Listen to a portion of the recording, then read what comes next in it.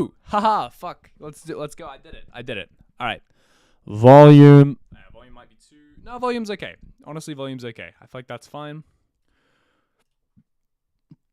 Let me check that this is live, and then we're gonna. I mean, I'm on time for once, guys. This is.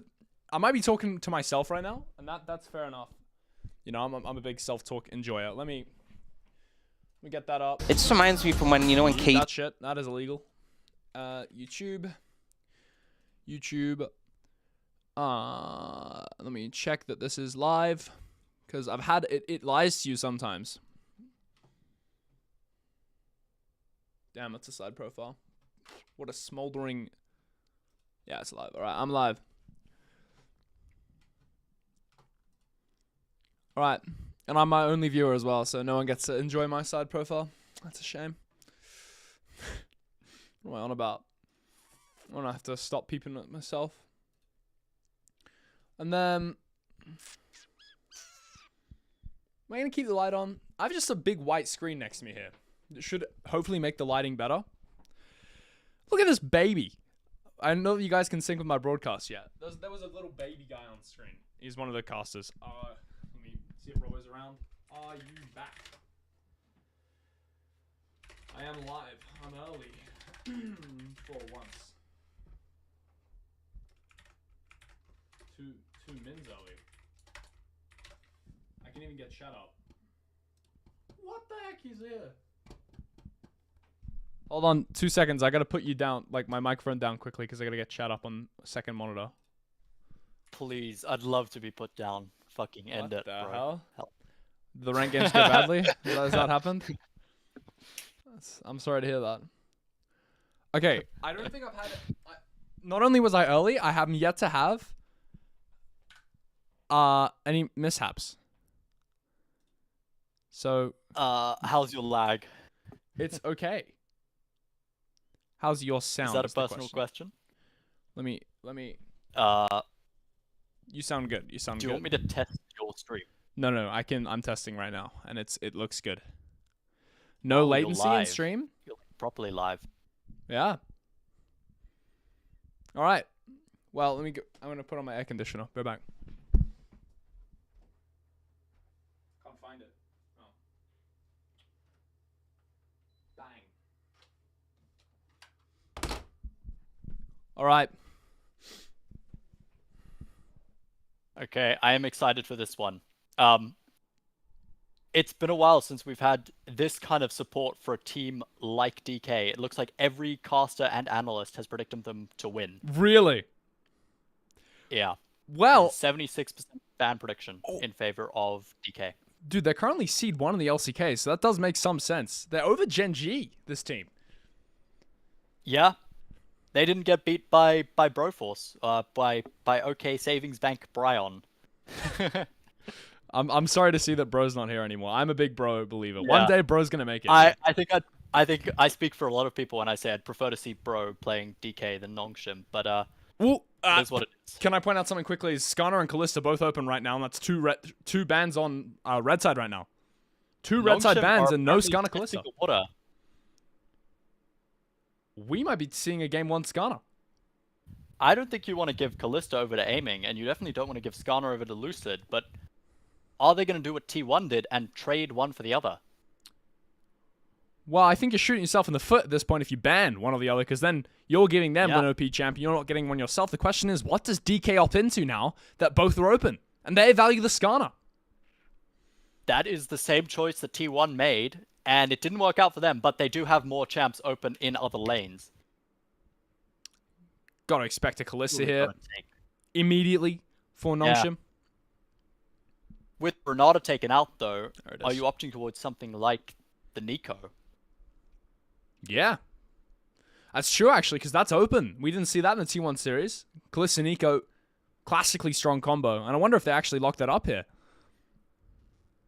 As Kalista lock in.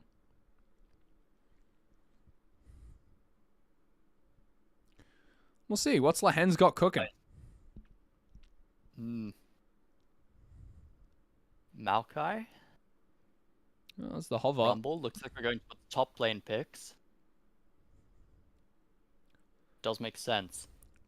Wouldn't be surprised to see the Rumble locked in there. For Kingen as well. See a Forest Fire starter? Do we know this?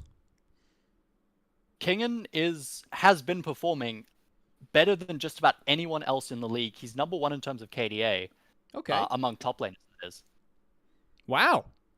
And he's going up against his former team as well. A fantastic split. Yeah, up against his former team. We'll see if he's able to perform. Obviously, Siwoo is... I mean, Siwoo's something else. I mean, as a rookie player, to come out of the gate with this in your first ever real series, in your first, like, proper tournament, this is fantastic. So far, Kingen is 3-1 on the Rumble. Wow. It's not bad. For a tough champ as well. Speaking of tough, the matchup and Bessa vs Rumble is pretty skill-based, and I hope we don't see a lane swap, but, you know, something tells me it's LCK. We could. It's likely, you know? Worth noting, Siwoo is also 3-0 on the Ambessa. Is he? That is terrifying, yeah. Yeah, wow. A lot of high-priority picks in this game. I think this is the second time Showmaker's picked a champion more than once. I think we've seen Azari before. We did hear from our analyst yesterday, Mr. Dan. He's not here with us right now because I think he's in bed because it is like 4 a.m. for him or something stupid. We heard from our analyst yesterday that Showmaker could be the best mid in the world right now. So hopefully he stands up to that. That's certainly an opinion.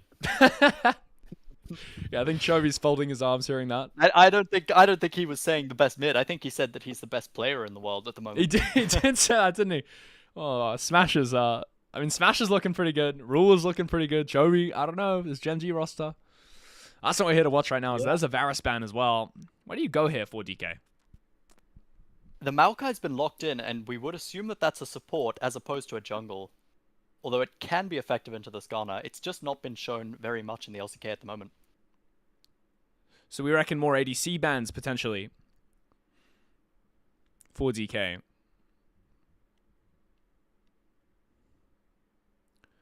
So there's a Yone taken away. Interesting respect towards Fisher there. I think the mid matchup might be tough.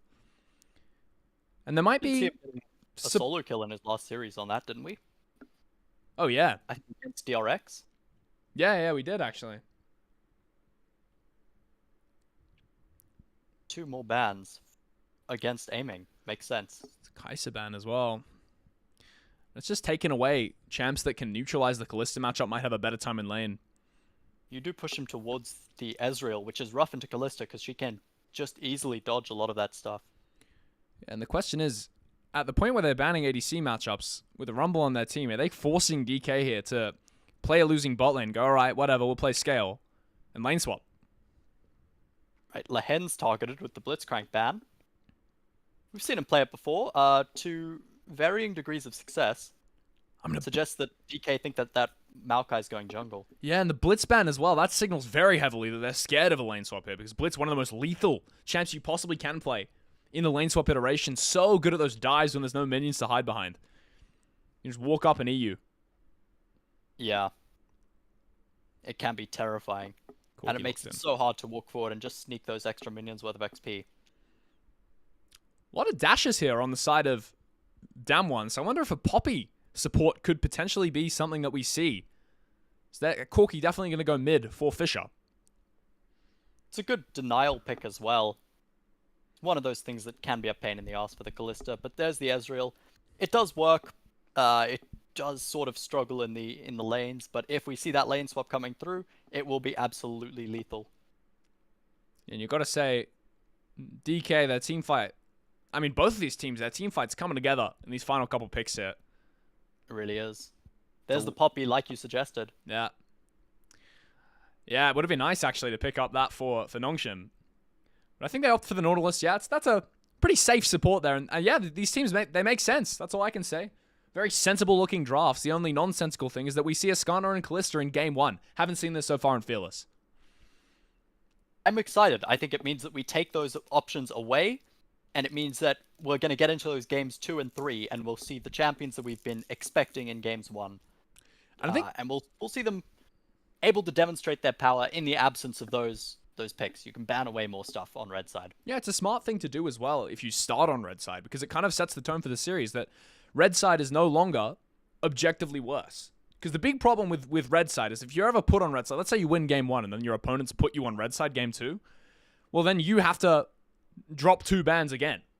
Like, essentially red side, you have to drop 2 bans. And this is just throwing the hammer down, throwing the gauntlet down, saying, okay, we're going to have even game states. I don't want to see dropping bans. I don't want to see any unbiased gameplay. I want to see normal, fair bans per side. I think if you're a Nongshim fan, you're a bit happy with that draft. Yeah. And we haven't seen the Aurora yet. Was it banned away this game? I think it was, no? Was it banned? I don't think it... Oh, it was banned on blue side. Yes, you're right. That's just going to increase the priority of it further down the series. Obviously, every time I've seen an Aurora in the LCK, it's looked so good. It has looked ridiculously good. And Showmaker, one of the best to do it. Nongshim have Kingen, who's been willing to play that in top as well. So, particularly high prio pick for them.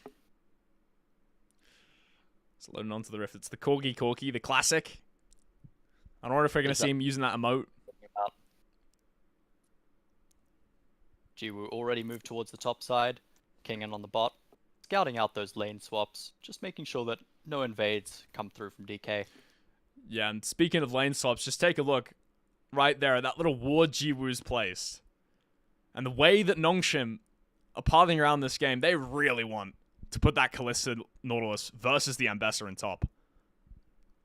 Yeah, it makes it very difficult for Ambessa to play. She does have options to dodge around and survive a bit, but she can't really get in range the way that the Rumble can with his missiles and his scrap shield. The question is, before we've seen this little iteration here where the Ambassador is obviously going to walk into this trap, right? She probably isn't going to die. She's probably expecting something like this. But what does Kingen do? So his option is to walk mid. We've seen that often that leads to bot shoving the wave really fast, and it gets quite awkward in that scenario for the Rumble player. So we'll see how he chooses to play around this situation. I'm going to need to come back to you. I think you're about 5 seconds behind me. 38, 39, 40, 41, 42, 43, cool. 44. In line with you. Yeah, cool. And yeah, like you said, we see Kingen going mid, but it is rough. It means that Fisher's going to be about 2 minions behind Showmaker. And Siwoo's just noping out. He's decided he doesn't want any of that heat in top lane. Understands he can't get the XP, and now he's going to help out his mid lane. But Showmaker's taking a lot of damage, man. Yeah, the Phosphorus Bomb landing from Fisher. It's rough to play it. Even with the move speed you get from Foxfire. There's a level 2 on the Corki now. Wave is going to crash in. Siwoo, more of a spectator in this lane. Going to steal a little bit of Showmaker's XP and then screw off back to top lane. Kingen gets level 2 as he walks out. He's going to be able to walk bot a little bit safer now. This hover from Lehens is good as Barrel's eat him into the wall there. But I'm not sure this is where he wants to be. Ignite invested by Lehens, and Beryl might go down if he's not peeled. Very well there by aiming. Is a flash W from Gideon. Going to secure the kill, but the buffer from aiming too good to make sure he keeps his life and his flash. Very well played, yeah. Beryl just goes way too deep there. Tries to find Kingen on his way back, and it doesn't work out. It's almost like he wasn't expecting the hover there from Lehens. Because it's not something you often see. Like, Lehens maybe would be pressuring top in another game, but had the Spidey sense. Yeah, Jiwoo playing Kalista is very happy to match this Ambessa. Yeah. It's going to be 1 minute, 50 seconds till the Hextech Drake spawns. And we saw in the last series, not a lot of priority versus Drake. Do you expect anything different this time? No, not really. Especially with Hextech Drake being the option. I think neither team is going to look towards that objective. And when you're DK, you're looking at Ezreal side lane. At least at the moment. And you're thinking that that's got a lot of priority in pushing. And it's very safe to do so. Yeah. And speaking of side lane, how aggressive Siwoo just played that top trade. It's quite impressive there. He's walked up. He's done some damage. Back to Jiwoo. Not going to go down silently. But speaking of going down, there might be a play here in mid as the Skarner hovering on Fisher. But he's just going to W the wave and leave. Still has his Valkyrie. It's very difficult for Beryl to get on top of him. Does still have the flash. Managed to hold that in the last interaction. Now there might be a skirmish over the Scuttle Crab as Gideon and Lucid walking in the same place, but it's smited away so convincingly right there by the Skarner. Gideon doesn't have that cooldown available. He's going to lose both Scuttle Crabs. Bit of a weird landing iteration we've got right now. Kingen and Lehens versus Aiming Beryl. Not what I thought I'd be seeing today, but it's what you get. Yeah. Fisher, trying to take those early trades, knows that the Corki into Ahri matchup is very unfavorable especially post 6. And if he keeps sidestepping charms like that, he's not going to have too much trouble in the early lane. But second she gets that Spirit Rush online, could be different stories. We take a look at what happened to Beryl. Just a great rotate from Lehens. Catches it out. Beryl realizes just too late. And Gideon flash W's here. It's instant. Beautiful to secure the kill. And the fact aiming buffers that, it just shows the caliber of player we're dealing with on the Dam1 ADC here. Buffering a Nautilus hook. It's a very precise timing, but he does it in his sleep. Yeah, if he wasn't playing Ezreal there, he might have been... He might have had a bit of a threat there. He may have had to burn his flash. Different man on a different day, definitely would have. Because now, Hextech Drake is up and available, but as you said, as you predicted, both of these teams, they only care about the grubs. Lehens and Beryl both rotating up top. They've swapped aiming. And, we're going back to the Australia lane swaps that we typically see when both teams have this much priority on getting those grubs. You can see why Kallista's such a scary pick as well, and the way she just cued aiming. It's almost disdainful how much damage that does, with how little effort it's put in by Jiwoo to get all the priority in this lane. Yeah. We aren't seeing the lethality Kalista, which is what you do expect when you're against an Ezreal. It makes sense to go that on-hit variety. Jiwoo will probably be building up towards a Bork. Merc treads first as well for Fisher, pointing out exactly what you said. This matchup's not easy, despite how he's made it look. Grub's going to be started up here. Gideon's W'd in, but he might be in trouble if Aiming and Beryl continue this fight. Not enough damage so far to punish him for any mistakes. But speaking of mistakes, Fisher in a lot of trouble. Is the Skarner going to suppress him in the backline? Showmaker has Spirit Rush and Flash, but not the Charm. As you can see, he doesn't invest anything to try catch out Fisher. Now Grub's going to be started up by Nongshim and Lehens walking towards mid. That's great prio for DK. That may guarantee them the next 2 grubs, as the first one's already been spited away by Gideon. Yeah. And I think Nongshim going to make DK have a very hard time contesting this. Obviously, the Impale now just hit by Lucid. Took some XP off the midwave, and he's looking to get that value straight away. Forces out Jiwoo's flash. Gideon not lucky enough himself, and he has the phase rush, but it's not fast enough to run away from the auto attack of Aiming. Takes the tree's life. Yeah, that was just really well played by Lucid. Knows he's close to that 6 timer and Give me 2 seconds. and punishes Gideon for it. We are streaming the LCK. It's the LCK. If you go on the YouTube broadcast of the LCK, this is what we're streaming. That's what we're watching. And yeah, you sync your time with us and you listen to us cast, or you just listen to the main broadcast. As Kingan's taking a trade now on Siwoo. Overheat getting a lot of value, doing so much damage there. Yeah. Kingan has been having a fantastic series so far, or a fantastic cup so far. Yeah, it really has. And it's a tough matchup. He's making it look pretty good so far. Siwoo, a significant HP disadvantage. We look at the replay of what happened here, and it's Lucid to engage. Nongshim, no. They back away, but it's just a bit too late for Gideon. Flash E. Oh, it's beautiful. It's lovely, isn't it? And again, Even Gideon with the phase burns out, rush. aiming finds the kill. Yeah, it's just not enough. Little control ward there. Nongshim, man, they have permanent priority on the top side of the map and really don't care about Drake. Now the gold in bot lane, 347 lead on the Ezreal. It's just 1 kill's worth. No big deal yet, but it could snowball out of control. And Aiming's definitely a play to take over a game. It looks like from the Skarner, we're seeing it go towards Heartsteel again, which is something that they've been building in the LCK on the junglers, and I'm not sure I like it, to be completely honest. You're right. I mean, we haven't seen it get much value so far. The raw stats on it as well, not that impressive. But the analysts... It has mostly just for its base stats. Yeah. The analysts of DK, they seem to like it. So I guess we'll see how it goes, as Kingan can't hold his freeze anymore. Lucid's hovering. Might be a bit of a play here on the top side. It's going to be a dive.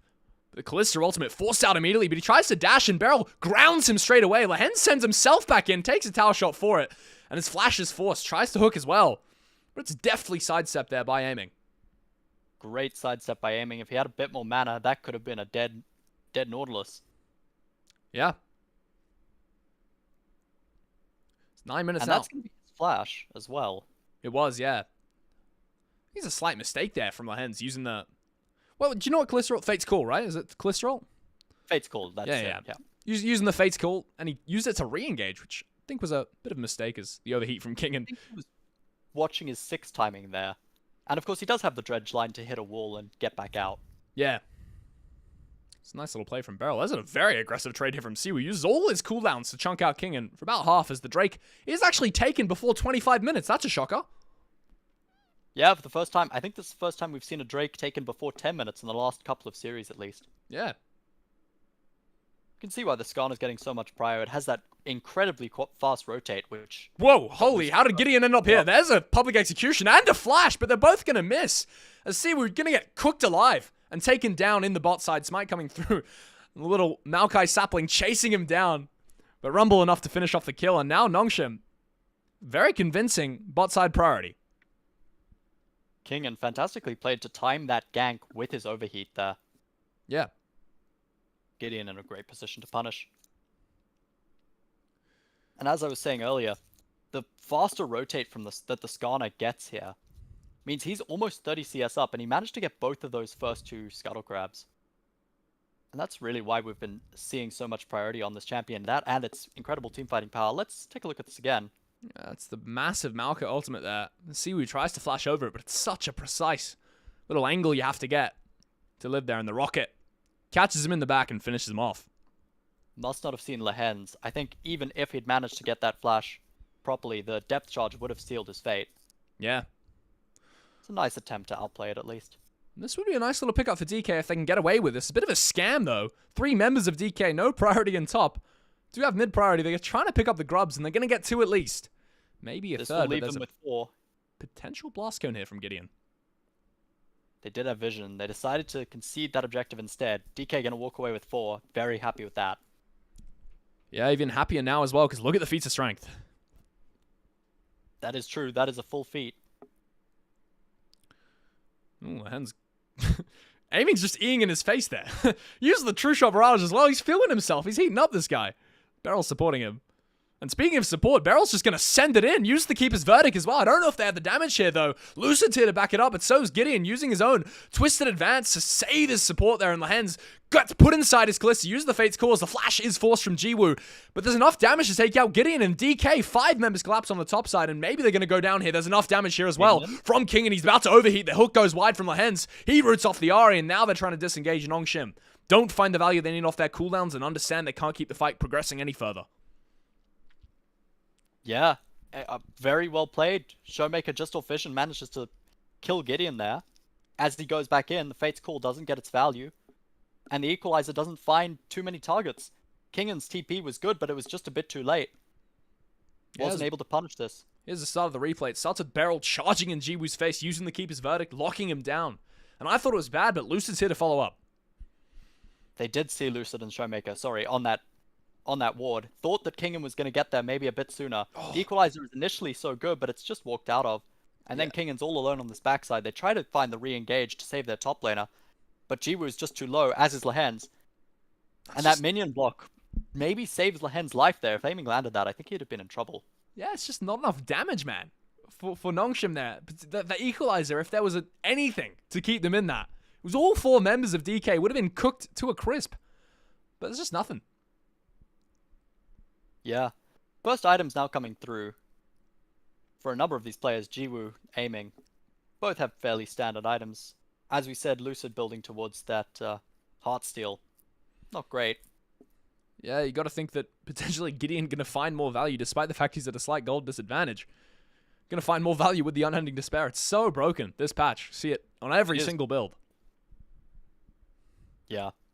Kingen is where I'm looking with that Leandri. Is about 500 gold ahead of Siwu at the moment. Yeah. The question is he going to go for a tankier version here? You can go for Riftmaker, but I'd personally love to see him go for that Shadow Flame. That would be very fun. I think he's going to head towards Riftmaker, especially when you've got an Ahri and an Ezreal that can just blink out of it. Those carries are not going to stay stuck in the Equalizer for too long, unless you can lock them down with something like the Dredge Line or the Depth Charge. I just want to point out, Fisher's doing an exceptionally good job here in the mid matchup. Showmaker, one of the best players in the world. He's up 600 gold, Fisher. And not an easy matchup. top lane. I love how Rumbles, when they press Q, I take that back. There's a public execution from Siwoo. He has had enough of Kingan's bullcrap. There's an equalizer used as well, and Gideon's here to follow up. I think Siwoo might have overstepped. Twisted advance, and the dive comes through as Nongshim take out the enemy top laner. Slide overstep there from Siwoo. There's a Spirit Rush as well. Showmaker. He's had enough. He wants more action. As there's action on the bot side as well. Beryl's getting hooked, and there's a depth charge on Aiming's face.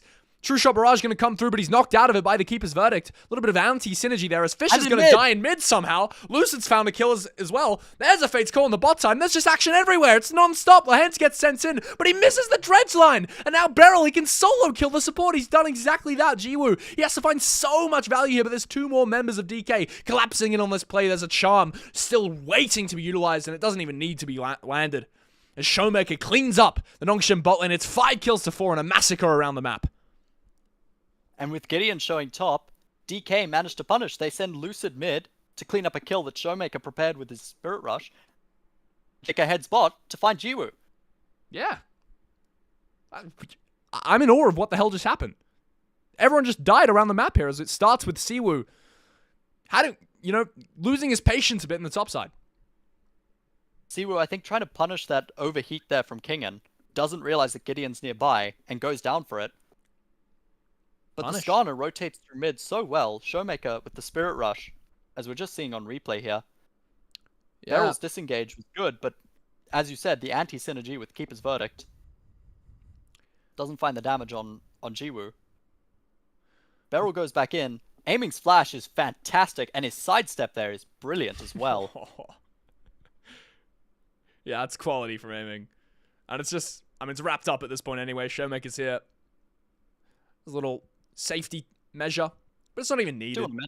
But Beryl's steadfast presence there, keep himself alive that little bit longer, may have sealed Jiwoo's fate as well. Because we're getting back into the action. Dredgeline going to land on Lucid there. A little bit more damage done by Jiwoo and Fisher. That's enough damage to shred a tank. Any tank in the game there is Showmaker looking for the engage, uses the Spirit Rush, uses the public execution, does Siwoo. And here comes the engage, finally found by DK, but are only going to connect with the Hens there, and that's not exactly who they're looking for. Don't know who got the Herald there, as the Impale going to go through the wall and take out Fisher, and Siwoo, the one to benefit from this. Flash from Showmaker, going to force out Jiwoo's cleanse. He still has flash in a couple seconds, coming back up as a Fate's Call, but a Keeper's Verdict sends the only safety that Jiwoo had all the way back to base, and that's a massive dive there from DK.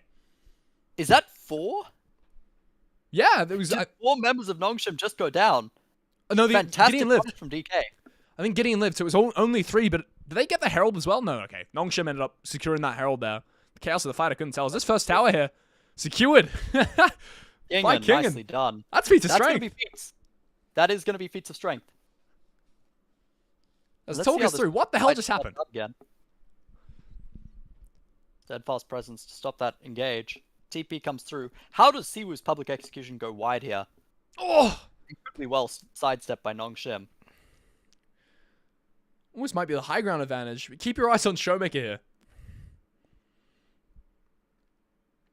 It's a nice impale. Yeah, nice little impale. He flashed forward from Showmaker, forces out Jiwoo's cleanse. A helicopter knockout by Beryl. Gideon goes down, and there's a brilliant dive as well. 3 members down.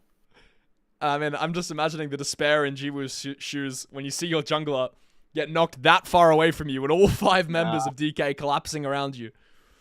It's the mid tower now, the next objective. I'm not sure this Herald's going to find too much value if DK can get the first hit on the mid towers. Lahens has just hooked a little grubby. Good on him. It's hard to play the Nautilus here, in fairness. Yeah. So few targets. There's a bit of a trade down on bot side here. Fisher might want more. Siwoo just used all his cooldowns, but decides to play it safe. Kingan on the side lane is getting most of the value for his team. Oh, hold on. He's getting knocked into the wall. He's getting impaled. He's getting charmed, and he's getting taken down. Down goes Fisher. This gets really hard to play for Nongshim. Kingan is going to go towards... what is that second item? What's he going to buy here? You're testing my knowledge. Yeah. I'm afraid that was Riftmaker. Okay. Hold that thought because there's a massive engage there from Beryl. He's landed to keep his verdict. Siwoo's managed to land a public execution, but I think it was W'd there. And he's getting sent into the sky, but there's not enough damage there to follow up for Nongshim. As they're forced to run away. Lucid, not going to let Lehens escape, and the damage from aiming takes down that underwater Titan. Jiwoo backs away with so little health. He's well peeled, but his support, not so lucky. Kingen on the bot line. He's on the bot side, overheating. Yeah, he's almost permanently on the wrong side of the map here, Kingen, it feels like. Again, not here for the fight. When it matters is it starts with the Herald Charge. Steadfast presence by Beryl stops the re-engage from Jiwoo and Gideon. From Jiwoo and Lehen, sorry. And Gideon's not able to get away from that tower. And Besserol bugged, by the way. And Besserol hit Jiwoo in the face and then didn't knock him up. That's just a bug. That was a bug there. And DK still win the fight. It was a high ground, low ground bug. Because Siwoo teleported onto Jiwoo. But it didn't do the damage. I was complaining about the LPL names earlier, but Siwoo and Jiwoo are messing with my head. Yeah, it's messed up. That is messed up for sure. One of these days they'll be on the same team. Then we can have real fun. That'd be great, man. Siwoo setting up for a play with Jiwoo. Oh boy. And as you said, Kingen's been on the wrong side of the map. He's been getting a lot of gold. He's been getting waves and towers. But how is Nongshim gonna lock people into the equalizer? Because there's so much mobility on DK, and they don't have the poppy. Yeah. I think it's really hard. We haven't seen Kingen be able to impact the fight, partly because he's been on the wrong side of the map. He's on the right side now, as Siwoo might be caught out as an overheating Rumble, slapping him in the face over and over and over. No cooldowns as well on that overheating Titan. But yeah, now they look for the Atacon priority. Lucid's gonna head bot, potentially conceding that objective if Nongshim decide to start it, but confident that they won't for now. Fish is probably up to something gonna cheeky. towards the Drake. Fish is up to something extremely cheeky. Oh my, he's just been spotted on a little pocket of vision there, and he's been pinged immediately. The Bloodhounds of DK spotting out some debauchery on the bot side. Is the Atacon going to be started up on the top side? Potentially it was a fake out. There's 3 members on the wrong side of the map. There's a TP coming through from Showmaker. And the rotation's so fast from Lucid. There's a twisted Nongshim are advance. going to have to be very quick with this. And buying some time. It's going down immediately. There's the smite. Followed up by the Ren there by Jiwoo. And down goes the Atacon. That's a nice little boon to get themselves back in this game. But how are they going to use it? It is such a great way of securing an objective. But DK are 1 dragon off Soul if they manage to take this Mountain Drake. That's a very strong win condition. Particularly when you've got Skarner. Yeah. Yeah.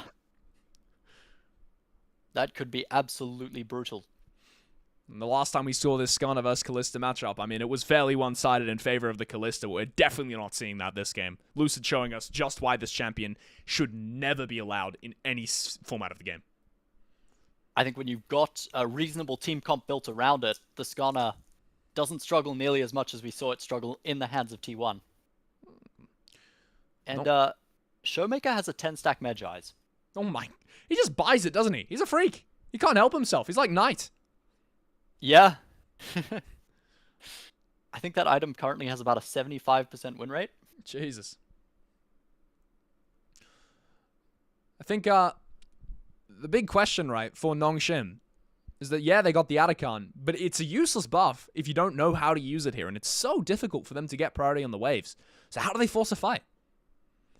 Yeah, they haven't been able to get this mid-tier 1, and DK don't have the best wave clear, but it doesn't really matter. Dredgeline lands through there. Look at where Kingen is, and that's going to be following up on the Twisted Advance with a massive equalizer, but he's immediately sent out of the fray. Is Gideon Keeper's verdict too good, and it keeps the fight from realistically breaking out as 1 kill going to be found by the Kalista ultimate there. But on the left side, Kingen's getting I can't say that word, but Kingen, there was 4 men around him, and they were, you know, doing the thing to him, and that's how it goes. 2 Atacon buffs falling on Nongshim. That's 400 gold. In terms of gold itself, that's not really worth. And only Beryl goes down, which means that DK aren't dropping any resources. That was actually quite terrible for Nongshim. They buy themselves no tempo, no gold advantage. They do manage to finally get that mid-tier 1. But check out the investment. It's so insane. It's every single ultimate on their entire roster.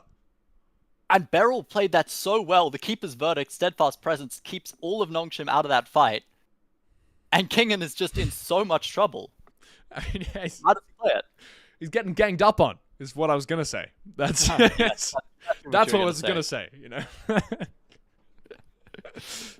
3 minutes now till the Mountain Drake, and that's gonna be game deciding. I think some of your videos go to YouTube Kids, by the way. Yeah, I know. Well, good thing I don't swear. Good thing I say nothing. There's 30 seconds to drag to Baron, and 2 minutes and 30 seconds to the next Mountain Drake, which Nongshim are gonna have to fight. It's gonna be hard. It's only a 2k gold deficit, but man, does it feel like more than that. Yeah, absolutely. Gee, The only player 1K. on Nongshim to have an advantage here is Kingen. And like we've been saying, the Rumble isn't going to get the value that it normally would against this particular team comp. And we saw maybe a little inkling of how it should be used there, following up with the Twisted Advance, but even that, I mean, when you're playing against a Cleanse ADC, Ari can just dash. It's so hard, as there's an engage from Barrel. He's going to find it. Onto Jiwoo, who's immediately locked down on one shot, and Showmaker has the Spirit Rush already ticking there. TP from Kingen comes in. He starts a Forest Fire with Equalizer. Accuse this man of arson, as now Showmaker dashing in the backline, has the Spirit Rush, gets the reset, and he charms up Fisher, sends him down, back to the shopkeeper. And DK going to start Baron. Himself alive. Fantastically played. Jiwoo doesn't have the cleanse that time, and he goes down immediately. Yeah, it was instant. Beryl is the man you want to put on a one-button champion. Oh, he's dying to Baron, though. Baron Nashor doesn't like Beryl very much. Can hit you over the wall, as he's learning. He's on vision. He's staying around here. That's crazy. Baron going to get taken out.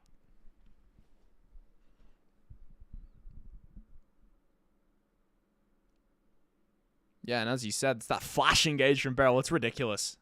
Sends Jiwoo straight to the depths. Yeah, that equalizer hit no one at all. Yeah, not even for a frame. That is a panic equalizer right there. I've done a few of those in my time. So, oh my god, they're on me! Ah! Press the button! And it just fucking, it misses, you know? It whiffs.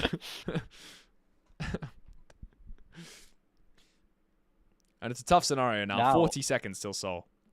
Aiming 1.9 thousand gold up. He's got his third item already. Where is Lehens? What is this man doing? Great question. He's on vision, though. Well, he is sitting in a warded brush. Oh my god. If DK are playing Where's Wally, there's only one guy in the book, man. His name is Lehens, and he's fully illuminated right there. He's wearing green. Everyone else is wearing red. And DK just going to chase him down slowly here. Siwoo, the one to find it. We're going to watch this all the way. This is slow. This is almost embarrassing for Lehens. Spare him. Oh, Jiwoo. 7 seconds before the Mountain Drake spawns. Not what you want to be doing. That's brutal. Nongshim are going to be conceding that soul. It's really tough, man. There goes the dragon. This game, it's just getting worse and worse. Yeah, it's very difficult, but it's understandable by Lehens. You have to scout out, get that vision. If not, you have no chance of getting this Drake at all. Draw your attention now to Showmaker's build. We're talking about the Magi's buy, but how about Shadow Flame second into needlessly large Rod with a Magi's? Like, that is an insane Ari build. Yeah. Here we go. Oh, goodness gracious me. There's an engage from Siwoo, but not going to actually find the kill. He's forced to flash away, but he brings Gideon with him. There's a Twisted Advance. There's an Equalizer waiting to be used here by Kingen. There it goes. But it's going to find no value, barely breaking through the Mountain Soul shield, and this mid-tier 3 going to go down now to DK. Showmaker probably going to be heading towards the... Oh, what is that item? The Zhonya's. No idea. Zhonya's Hourglass. Oh, there we go. I don't think items matter much at this point. I don't think he's going to get the chance to buy it this game. I would agree with that. The inhib's taken down, the Nexus being knocked on by DK. And it's aggressive knocking. It's sledgehammering knocking. 8,000 gold and a Mountain Soul. The difference between these teams now. The siege it's almost unbearable here for Nongshim. They need to find something here. Need to find some angle back into this game. But they don't have the resources for it. It's only Lehens who's done some insane combo I've never seen before on the Nautilus engage there. Jiwoo's taking his support inside of him. It's a 3-man knock-up as Gideon's in the backline. And this might be the fight they need. And Pale finds 2. Full Lucid, the Showmaker now doing all his damage, has the Spirit Rush used, and it's just a cleanup show for DK here. All the members of Nongshim had no abilities, had no HP, had no damage. And the gold differential, too large in DK. Trying to send them all to hell. And them all back to the fountain. And end the game here in style. 17-6 in the kills. And That 1-0 last in the fight was series. so good by Gideon and Lehens, but there's no twisted advance, no equalizer, and it's just over. Yeah, it's just like Wow. that. Showmaker's already off the stage, man. He's left. No stats for him. Yeah, it's game 1. I mean, the thing is that...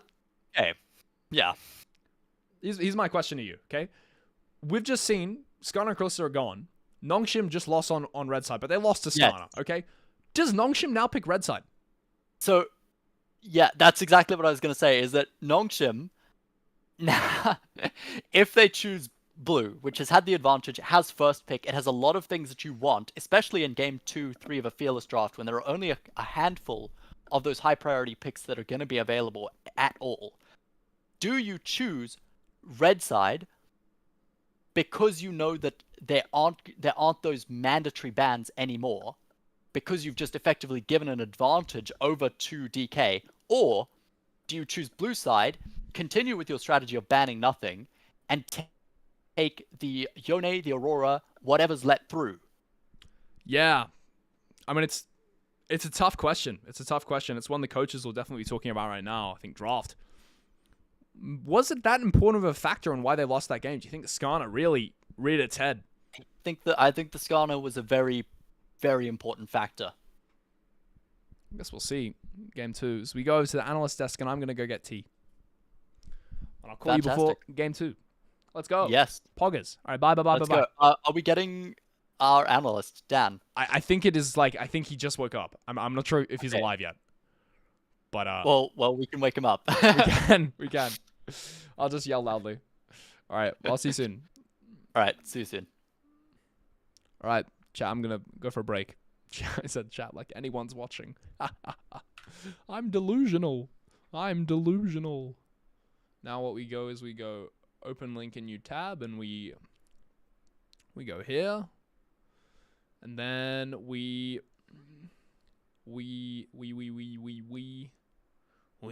bucket. We do this, and then we go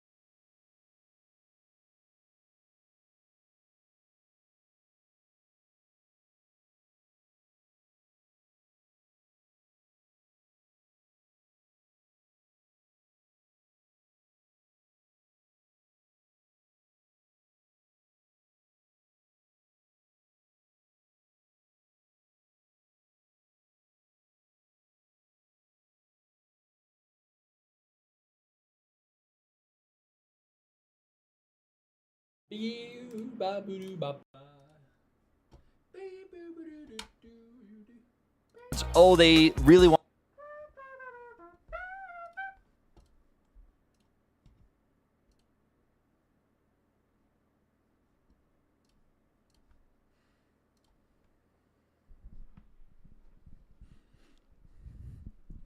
Hello. Hello, hello. How are we going? I'm doing good. I'm doing good. I figured out that I can in between I can like hop on Rocket League and play exactly one game. So it's crazy. Fantastic. So I blasted one out. Get one ranked in. Yeah, exactly. Exactly. If only it was 30 minutes, bro. I've not been playing enough ranked league, dude. I'm anxious to do it. I managed to get 2 good games in today, and that was exciting. That was good. Let me. All right. Yeah, I think after this series, I will be returning to ranked league. Oh yeah, after the series, I'm playing Rocket League with Rob. It's gonna be good. That's gonna be S tier. And potentially I'll play some 5 later. We are in ban. Let me reload my stream quickly and talk us through what's going on, and I will. All right. So the question is, what happens when Skarner and Callista have both been taken away already? And I think, unfortunately, we are likely to be heading back to the Jace Cassante matchups that we've seen so much of in the past. My We have favorite. to suspect that the Aurora is going to remain banned. Yeah. Wouldn't want to give that to Fisher. He's looked so good on it recently. So yeah, I think the question is, now that your bans are opened up on red side, what do you ban? And your answer is Aurora. There it is. I think that becomes the new perma ban. Blue's answering with Mel. And as I said, I think that Nongshim, here is where their strategy of leaving those picks open and letting them go to the void in Fearless has paid off. Yeah. Well, I think it pays off next time that Nongshim is forced onto red side. You know what I mean? Absolutely.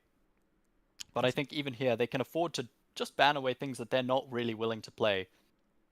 Zyra, Vi, both pretty predictable bans. I think we see maybe Galio or Yone here, which leaves the Varus, the Nidalee, and the Jace all available.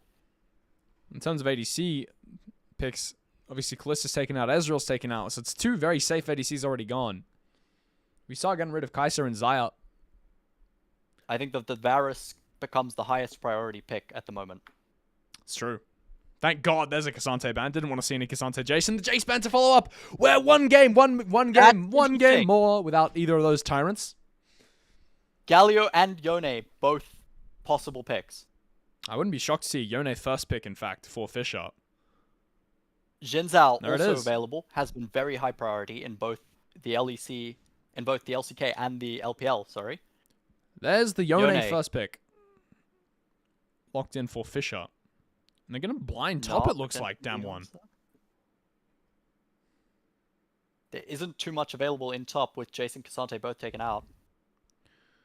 Unless they want to opt for Nidalee in game 2. Hovering Lucid's junglers as well. Do not pick an AP jungler on... R1, they're picking Lilia. Blind AP, when you've left Galio open, is very risky. They surely have to take it away here.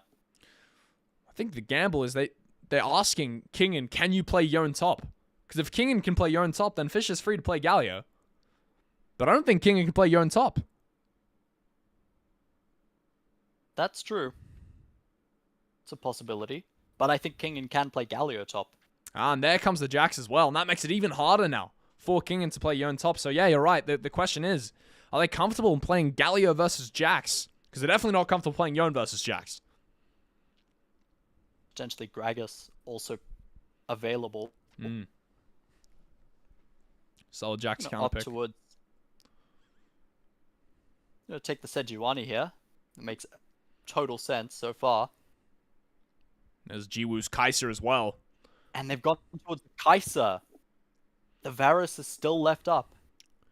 I wonder if Aiming takes it away here.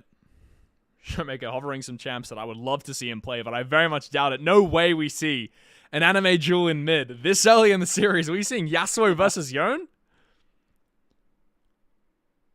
There's not a lot that really could succeed against Yone still available. Nah, boring. There's the safe ADC locked in for Aiming. Fairly typical. It's now heading into second phase of bans here. Support's still on the table for both teams, and I expect that to be high priority. I think supports will receive a lot of bans at the moment, but I suspect DK will look to pick it on 5th. Yeah, I agree. And you got to play as good as Beryl is, as experienced as Beryl is. It's an ace up your sleeve to be able to pick support 5th. Last pick in the game. Something Carrier often does. So here's what I expect from DK. I expect the Leona ban, to take away that option from Lahens, because it is similar to the Nautilus. Oh, opting for Shen instead. Okay, I was going to say the Leona is similar to the Nautilus in that you can immediately take away the Xayah ult. Dan's in chat. Hi, Dan. But interesting. I mean, I haven't seen Shen pick. I feel like Shen is never picked, but I see it banned a lot. I think it's been picked twice so far. It does make sense, I guess, with Sejuani Yone. It's been picked twice, banned 6 times. Wow. Has a 100% win rate, actually, in the LCK. That's shocking. It's high priority, actually. It's not too low. 6 bans. There's Braum taken away. No Xayah Braum this game. Cool. Showmaker now hovering. Again, more troll champions. Well, Twisted Fate's not too far from his alley. Victor, Azir, Hui, all available. Talia as well, actually. There's no way we see another normal draft from DK. There's the Pantheon support locked in, unless Showmaker's going to take it to the mid lane. I don't expect that. Very excited to see this from Beryl. We saw it's been one of his favorite champions for years, actually. 2020, I'm thinking back to Ring the Beryl. Oh, what the hell is that? GP top? No way. Kingan's playing GP top versus Jax? I just had a brain aneurysm. This is the second time being picked so far. And Nongshim last game, I don't think it was Kingan. Nongshim are the ones drafting weirdly now. This is not what I expected from this series. This is a bit odd. They're left with very little AP damage, but they do have some true damage coming through from Yone. Effectively true damage from the GP, and true damage on top of that. And a bit of mixed damage from Fisher. Wow. I mean, this is questionable. I'm questioning, is that's going to be a Pantheon mid? Are we kidding me? Is Showmaker going to play Pantheon versus Yone? It's a really good matchup. Oh my goodness. This is gorgeous. It's locked. This is gorgeous. It's a Zyra. Can't they bait out? Oh my god. Okay. Well, here's my question, okay? So, game 1, right? Nongshim, they leave open Kalista, they leave open Skarner. They get absolutely punished, all right? They get destroyed. Game 2, real quick. Fisher King and swap. Please, do it. They did. Oh, wait, that would be crazy, actually. We GP mid versus Pantheon? No way they do that, though. Kingan's and you're left with Yone into Jax. Jax, and that's unplayable as well. Into Siwoo's Jax. I think Nongshim would draft himself into a hole here. From my top lane experience, mid matchup and top matchup, completely unplayable for both members. You know what they need to do? They send Yone into the lane swap, GP mid, and then Yone plays against the bot lane. And that's actually playable then. That's true. Yes. That is playable. Especially since Xayah really succeeds against Jax. I mean, sorry. No, Kai'Sa's playing against Jax. Oh. Xayah really succeeds against GP, but not so much against Yone. Yeah. The best part about that's actually really smart if they do that, because that would mitigate entirely the lane bully pick of Pantheon. Pantheon is a big lane bully pick, but it's very bad versus range.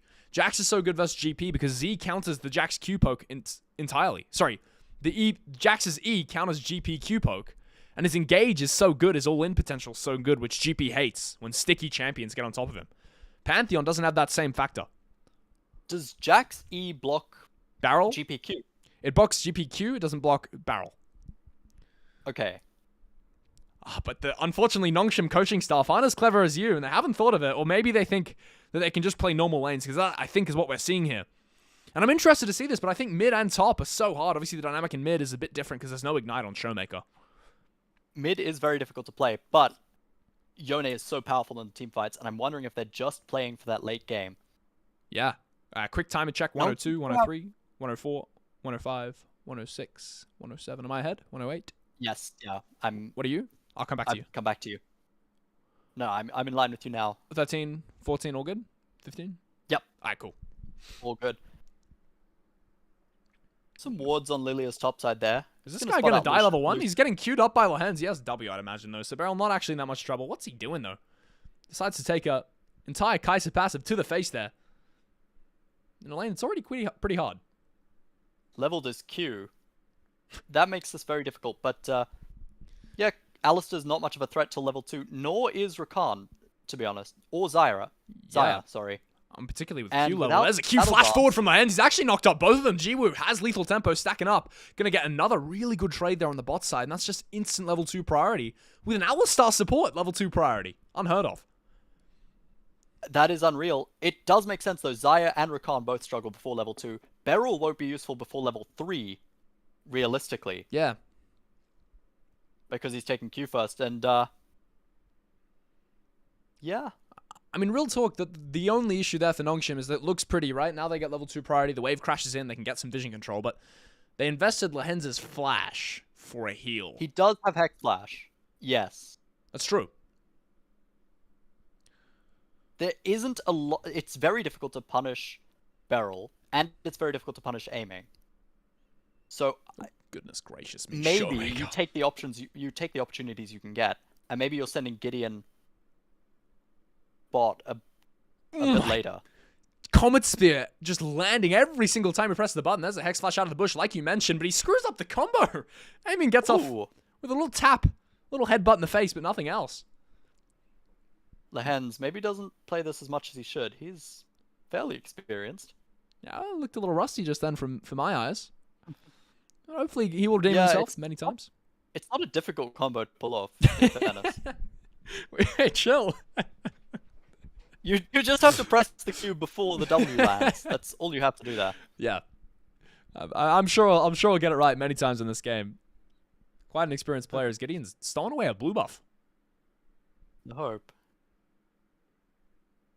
Oh, it's a vertical Okay, jungle. they did see the map to clear the first time. Gideon's going to make sure they can. Very important this river from the Jacks. So Siwoo's going to see... I think he will spot out that the Scuttle Crab has been taken there.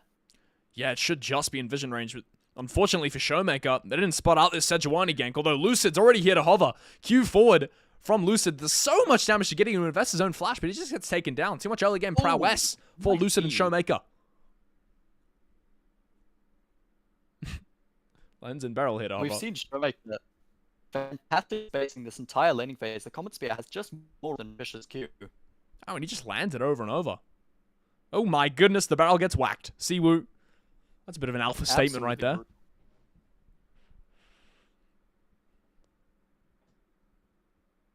Nongshim struggling in the game. Hold on a Is he in second. There's trouble? Counter-Strike used in top lane. This might be a solo kill, and this matchup's looking almost unplayable for Kingen. No mana now forced to reset. have Pretty bad Lauren. wave state.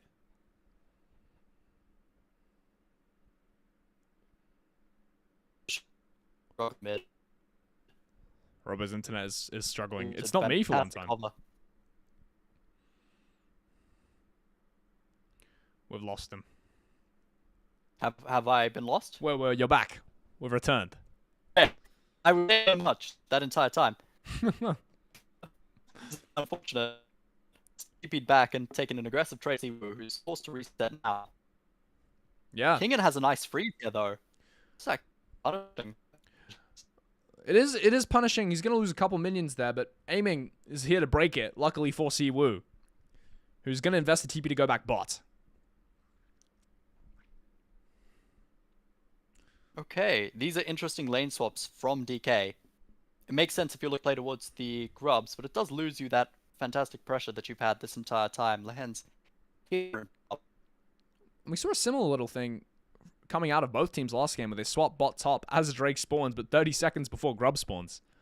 This time, Jiwoo is walking out mid, so it's a slight difference as Kingen's laning with Lehens, but he's a level 6 gangplank, so top priority should be a lot easier to secure from Nongshim. Nice little adaptation to ensure they get these grubs this time. As a W forwards from Beryl. Gonna find a bit of value as a headbutt from Lehens as well. Has the stun fully charged up, but he's not gonna be able to get into melee range to use it. And Kingen just gonna poke and prod and back off. Yeah, you don't have Jiwoo in that top side, and it becomes difficult to play this grub fight if you are Nongshim. Ooh, there's a ghost barrel there from Kingen. He's got mechanical flair, this guy. He can play GP. As you'd expect, is the scuttle going to be taken away by Lucid?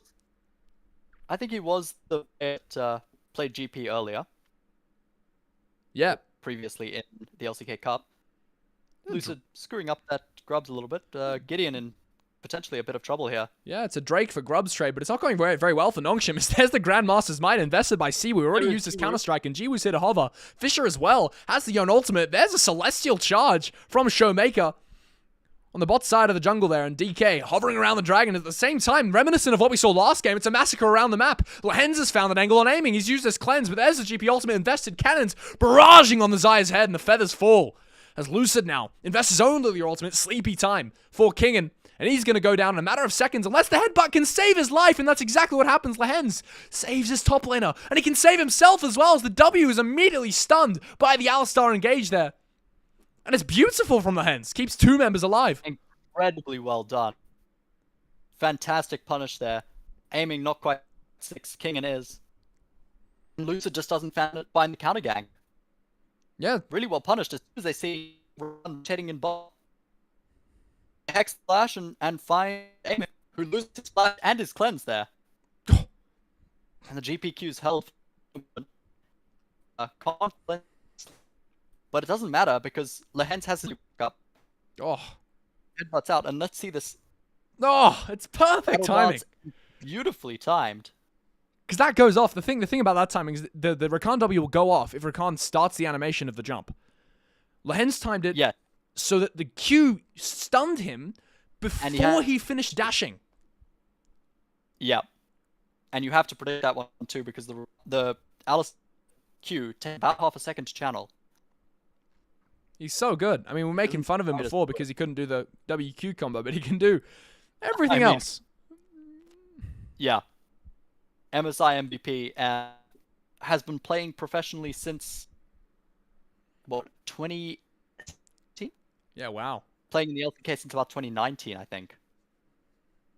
And you can really see that presence on the map right now. It's terrifying. This guy on an engaged champion. Is Gideon now hovering on the top side? I'm totally lying. Oh. He's been in LCK since 2017. He's been playing professionally since about 2015. Oh, jeez. It's a fairly long time. There might be a dive here on Siwu. Obviously, GP doesn't have any barrels right now, so no damage really to follow up if Sejuani were to invest the Glacial Prison. No return on that investment. So they're going to opt to back off.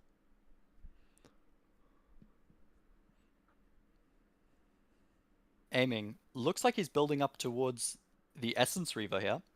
Which is fairly standard for Xayah. Yeah. On the other side, G getting closer and closer to his Kraken Slayer. And Kingen is looking pretty good in this matchup, honestly. It's a pretty tough matchup to play for GP, but he's using the vision right there. You see that? He's already got a barrel prepared in that bush. And the second Siwu steps up to get a last hit, he gets punished, and he's looking impressive. Siwu being denied a cannon minion. Quite upset by that one. Showmaker has a Tiamat, I think mostly to punish Fisher every time he walks up. And Robbo, were you concerned about how these lanes were going to turn out? There's a lot of drama in Champ Select for me about, oh my god, Yona's completely unplayable into Pantheon and GP's not playable into Jax, but turns out when your players are this good, anything's playable, but take that back because Kingen's getting ganked here, and Showmaker the one to pull the trigger. Has a W fully stacked there. Siwu already used the Grandmaster's Might. Bonks Kingen on the head, who's now going to try and get executed without getting touched by Showmaker. That's exactly what happens. No assist for the engaging Pantheon, but there's a trade on the bot side here. Level 6 on the Alistar right as the trade happens. Killer Instinct and Flash, both available for Jiwoo, should he opt to use them. And Beryl. Force out Aiming's ult. Lehens hit 6 though. Beryl's not. Yeah, I think I'm ahead of you. There's a TP invested there. On the bot side, it's the Pantheon coming in again. Lehens with a headbutt Q combo, but Jiwoo's been found by Showmaker.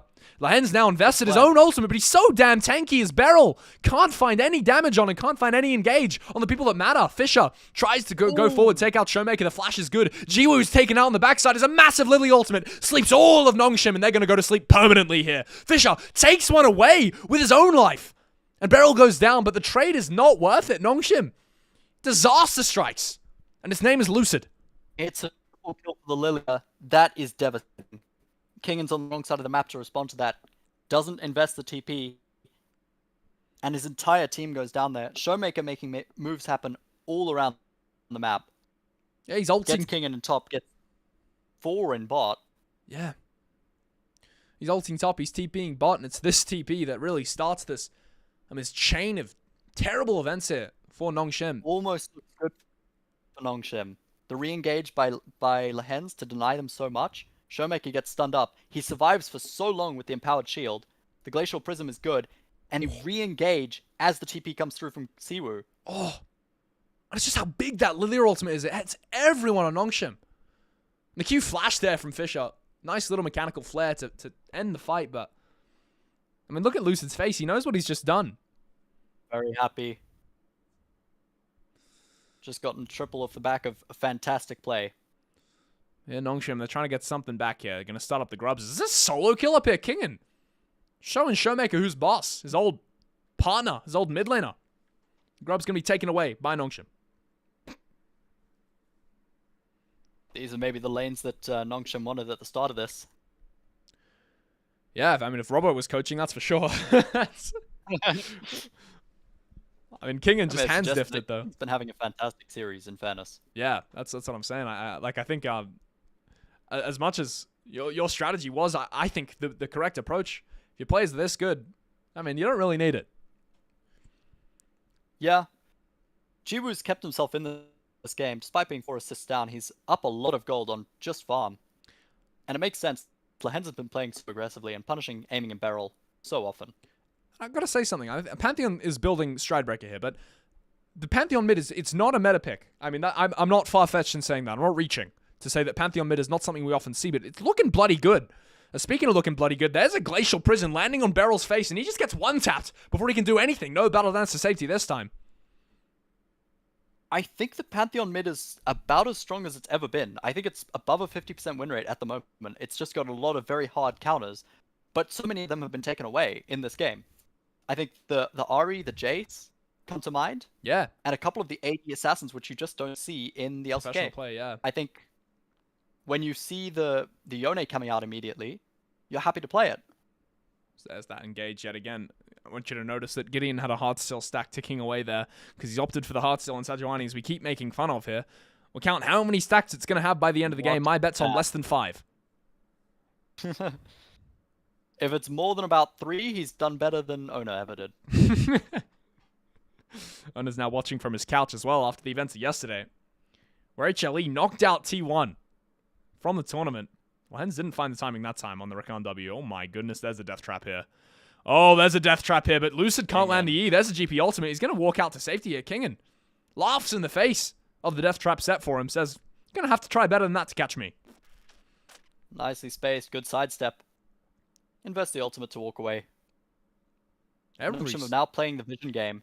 Yeah. Trying to make sure they can walk into River when the Herald and the next dragon spawn. And this series, we've been seeing dragons taken at about 9 minutes. Yeah, and the trend continues. This one was taken around about 9-10 minutes. I wanted to point out quickly that About 11 minutes, yeah. all the plates in the game taken by the top laners. Yeah, a lot of value on Siwoo. 2-0 and 1, 130 CS, and has gotten a couple of plates there. That top side for DK is just so scary. When you look at those items, you start to have nightmares. Really is. Lucid building up towards his second item now. 1400, sorry, gold ahead now. And his rotate just gets faster and faster. Yeah. So now Siwoo trading with Fisher on the bot side there. It's so hard to play this Yone versus Jax matchup. You actually cannot do anything. 50 seconds till the Drake spawns. It might be traded off with the Herald, though. That's also spawning in 30 seconds. And this is where we might start to see these teams choose sides. Do you want the tower pressure to try and secure away those feats of strength, which haven't been taken yet? Or do you want to start Drake stacking if you're DK? DK, aren't they on 2 objectives at the moment? They've gotten a full set of grubs, and they've gotten a dragon. Yeah, they are. So they are going to get it either way. And the first tower is going to be taken there by Wu. Dude, there's an overstep here from Kingen. He's no orange to save him from that quickness from Beryl. Flash is good enough, though. Although, I don't think Showmaker is happy with this. He lands a spear dead in the center, and his own W is enough to lock him down for the Rakan follow-up. Lucid takes him out with a swift Q to the face, and now DK I mean, they can just take this at their leisure. First tower secured on the bot side at the same time. And I was going to say, I don't know that DK are going to want to trade at all. And now with that kill, I don't think they have to. They've got fantastic vision in bot. There's TP going to come through from Fisher in top here to catch the wave. I think he's also coming to pressure. He's coming to force DK to choose here. It's a 4v4 when they could take a 5v4. The ADC isn't here in time there as a smited away by Gideon. It's a good Yone engage there. Knocks up 2 players as Lucid taken out by Jiwoo on the right side. That's a big deal for Nongshim. Now Jiwoo in a lot of trouble. Needs to find his way to get out here. A TP coming through from King, and it's going to be quite slow there as Jiwoo taken out by the counter-strike, immediately crunched by aiming. Now DK want the re-engage. That's a hard seal stack for Gideon. Barrel's going to provide them some semblance of safety, but I don't know how much that is. It's a good barrel there. Hits the backside. 3 members of DK hit by 1 barrel. The Q flash forward from Lehens. Immediately taken down by Showmaker. Siwoo also getting so much value in this fight, and it's the solo laners for DK. Just showing us how menacing these picks can be. Kingan's barrel does so much work, but it doesn't do enough. Fisher's down immediately. Can't get any damage off Siwoo. Jumps on top of him with the counter-strike as soon as he rebinds that soul. And it doesn't matter. Yeah. I mean, Nongshim... Jiwoo did everything he could. Here's that replay. I wouldn't even say Nongshim played this fight badly. They really didn't. Kingan gets caught, gets punished here, and Nongshim do everything right, but I think the gold difference is a bit too big at the moment. It's a really nice play from Showmaker. Heads up there. Catches out Kingan. And now we see, I think this fight is almost perfect from Nongshim. Check out Fisher and Lehens here. I think Siwoo, Siwoo's teleport is really good, preempting that fight. And he manages to punish Jiwoo, who's caught out there. It's a good flash as well from Jiwoo. Keeps himself alive for as long as he possibly can. And then there's this re-engage. To stick around too long. It's a great barrel combo. Almost takes out barrel, aiming so low. Fisher goes forward and just doesn't find anything. Yeah, and then Kingan's just left on. That's just a misplay there from Fisher. It's a misplay. He had his E. He had all the damage he needed, but just went in at the same second that Alistar headbutt his target away. A little bit of anti-synergy, and it cost him the fight. Yeah. It's a lot of gold on the carries of DK.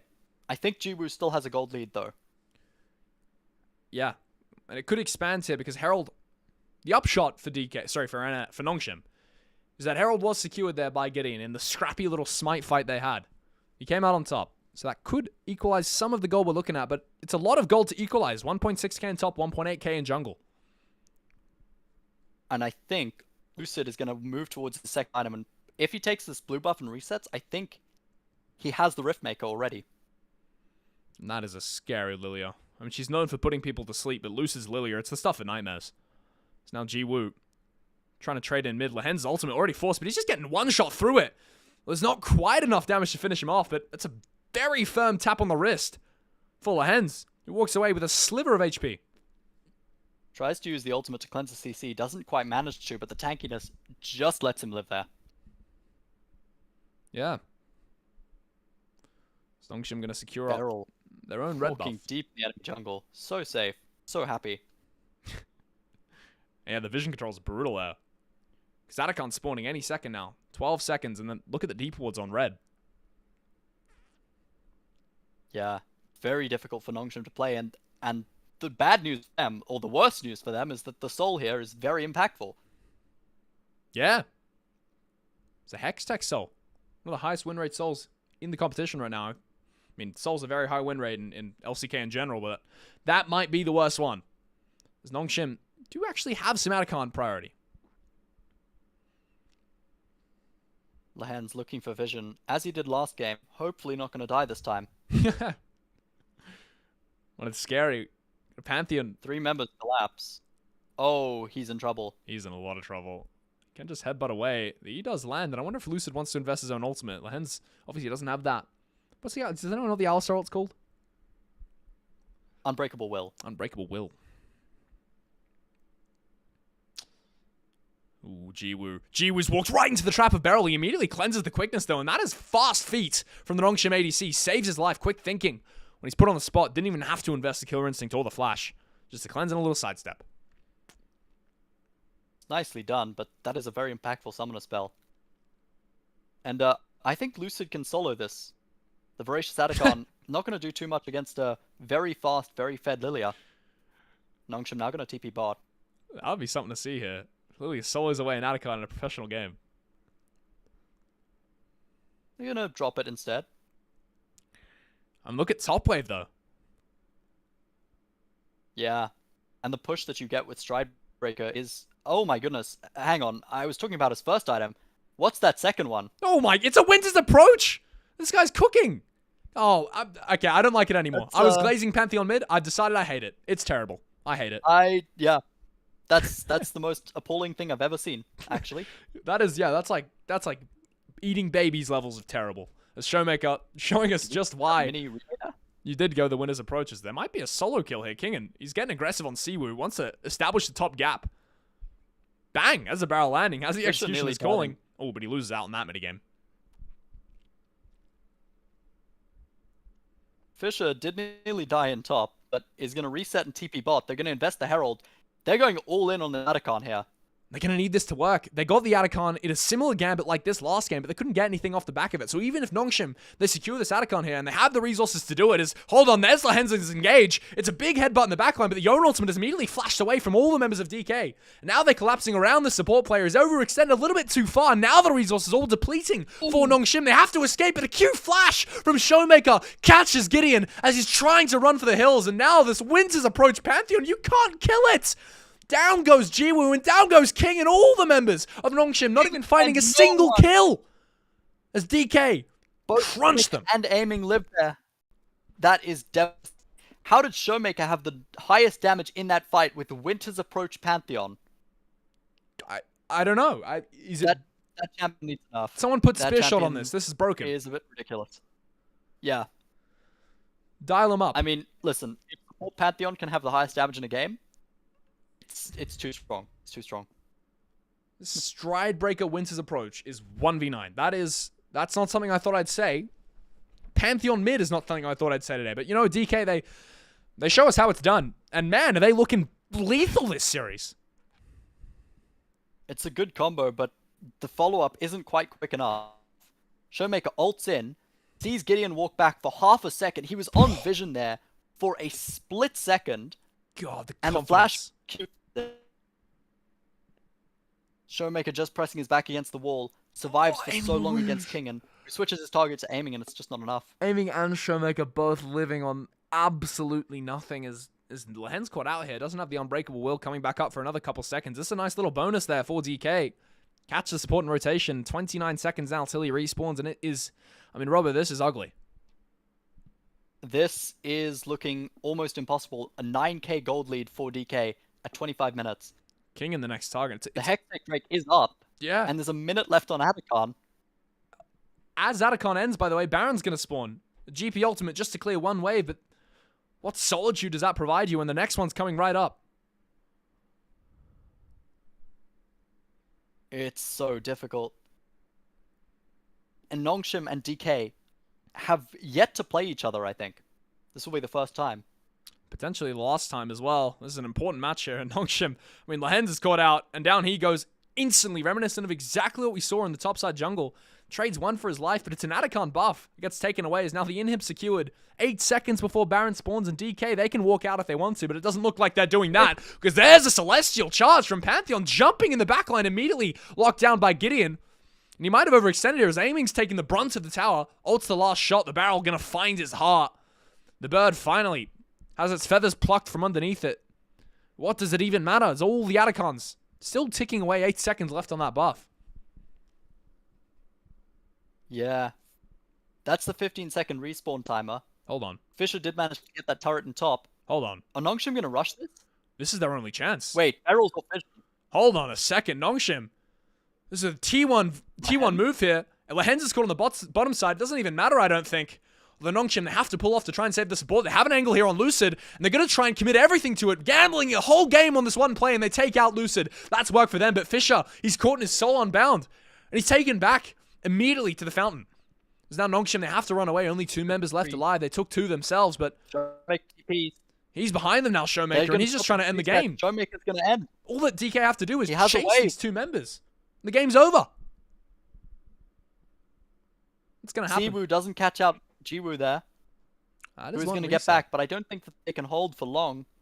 Lehens is back alive. This tower's up. They actually don't have a wave here. I don't think they can get the second tower.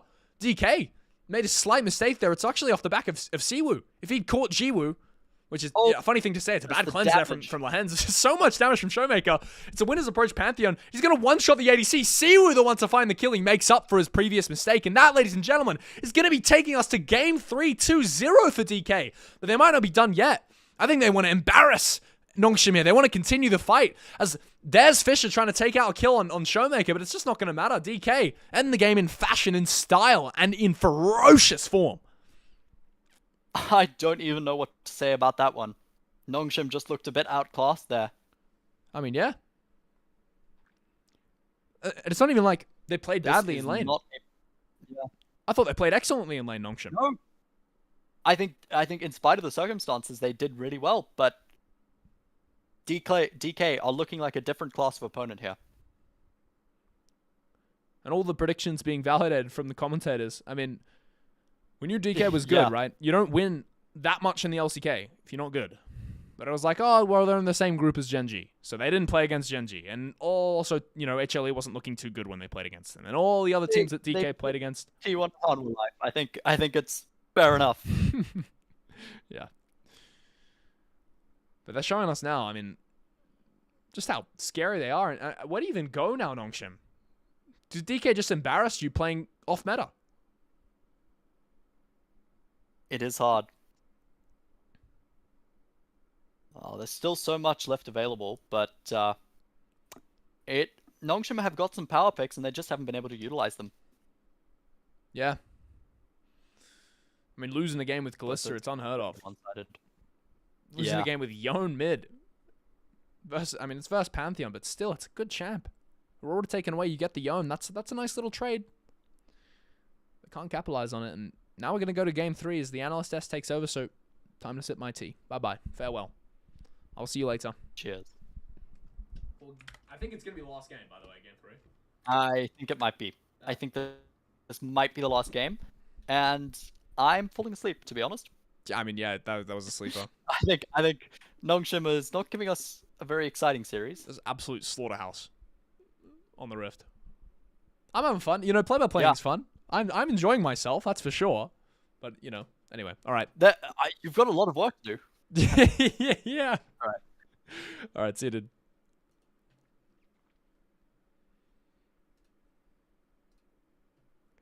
All right, bye.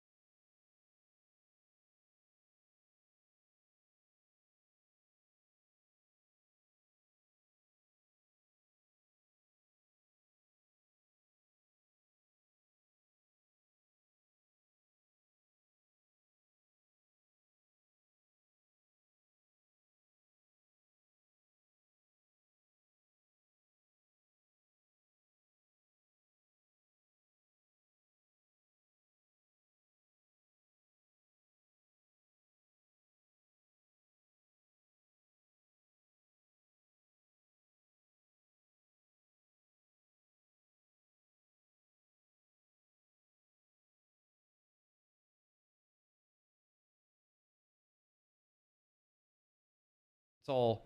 Like, most of the time, I feel like the pull counts for the last two bosses are, like, really similar. What level guild are we talking about here for this scale? I don't really know. I'm kind of generalizing every guild that isn't the world first guilds, which is totally not fair and would make this very confusing.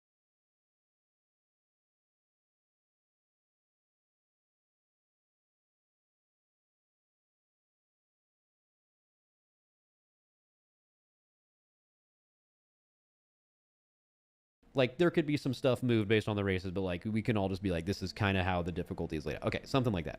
So, if that's true, then when you're asking me how hard a raid is going to be, this is why I can't answer you. Because unless I was, like, just thought I'm way smarter than I am, how the fuck could I ever tell you how hard I think the last boss is going to be? We haven't even seen it on Heroic. Like, you can read the Dungeon Journal all you want, but until you see how many times these things are happening and what the lineups look like and what the boss, you know what I'm saying? Like, you just, like, if you're trying to imply how hard a boss is going to be, you're just fucking making it up. You're just making it up, right? So how could you know? And that's almost half of the raid's entire difficulty is purely unknown, like completely unknown, right? And now let's talk about boss 7, a boss we actually, or let's just say the penultimate boss, because sometimes there's not 8 bosses. The second to last boss, right? We see this one in testing, but what does that matter? We saw Stone Legion Generals in testing, completely different boss, way harder, worked way worse. It had like terrible issues with spell queuing and stuff. You see Tindril on PTR. We like basically kill that boss on PTR. We see it on live, and it's like 3 times the boss was on PTR. Just a completely different thing. Silken Court. Silken Court actually ended up being pretty challenging, but on testing, it looked like the hardest boss of all time. So I would have told you going out of testing that this is going to be like the hardest raid ever because the second to last boss. But the thing is, you know that these bosses change. They can get easier. They can get harder. Testing is not like the ideal interpretation of the boss, really. They're not done with it yet. So, and then even 5 and 6, such a huge swing there potentially based on the raid, right? 6 could be Nexus Princess. It could be 300 pulls, which it wasn't for a lot of you, but like for Nexus Princess was fucking Root crazy. Twister could be there, but then also those bosses could be completely irrelevant. They could be Fate Scribe. You just simply don't know. Tuning matters so much that like for all the raids that ended up being 2 weeks or in one reset, like no one, unless they're lying to you, like no one who does this could have told you how fast or short a boss was going to be until, or a raid was going to be until you do it, because there's just simply too many variables. LCK. The amount of bosses kind of doesn't matter, because like the more bosses doesn't mean there's more bosses like this. When there's 12 bosses, you get more of these. You don't get more of these. So it doesn't really change the total time, because these bosses can die fucking instantly, right? I guess your question was, do you think this raid's gonna be super hard? I have been saying something recently, and I'll kind of stick to that. Historically, when Blizzard... I'll do another paint. Fuck it, we're painting today. So if this is like... You know, here were raids in 2012 and 13 in Mist of Pandaria, right? So down here. Here's like the difficulty will be over here. I'm gonna end up drawing a dick. I fucking know it. But, like, here's like the raid bosses, right? So you have like bosses in MOP. And... generally, raids have just gotten like a little harder over time, all the way up until the War Within, right? But every time there's been a jump, like Tomb of Sargeras, it comes back down. You know? Anytime there's a super fucking hard raid, it's never like this. It's never, that's terrible. Oh, raids are now just this hard, and we just keep going from this point. There's always a rebound. Anytime there's a this, there's a that. There's a reflex.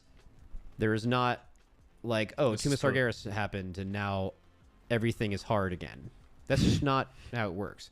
So if you view that Someone as chat said, I see the shaft. Steadily progressing, and then we got a Mirdrasil, and then we got Nerebar Palace, it's a lot more likely historically in WoW for the difficulty to kind of revert back to this than it could is be a React streamer.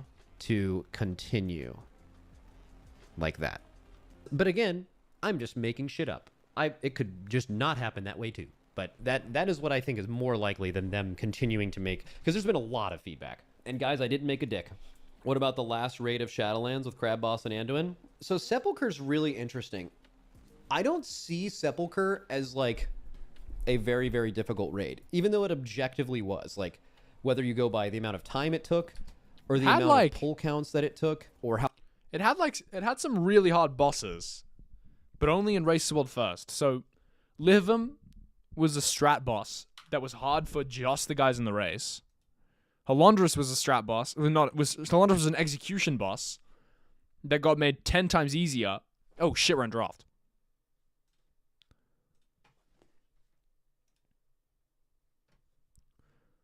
Hello. Bro, we're in draft. How's it going? I was yapping about WoW bosses, I'll be honest. But yes, we're in draft. We're in draft. Understood.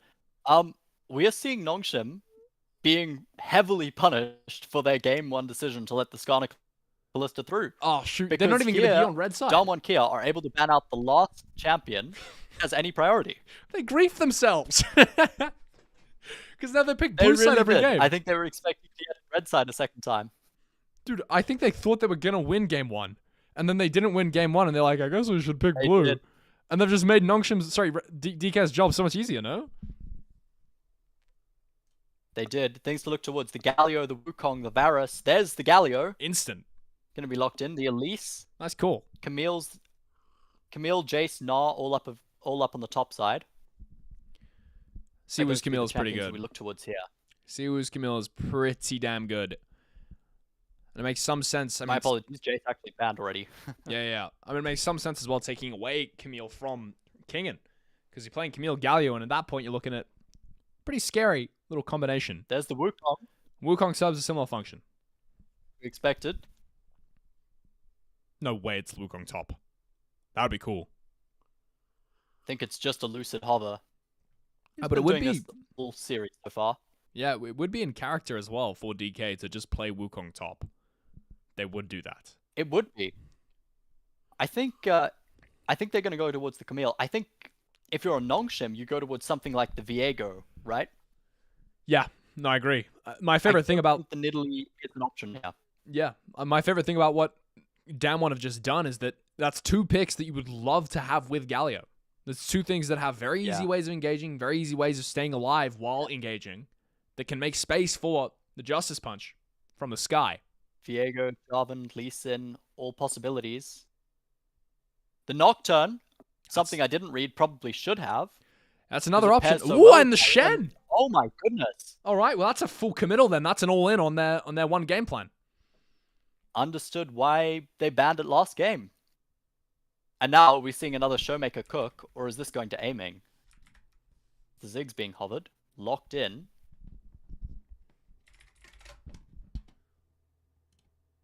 Alright, so Nongshim, an AD jungler. I'm calling down.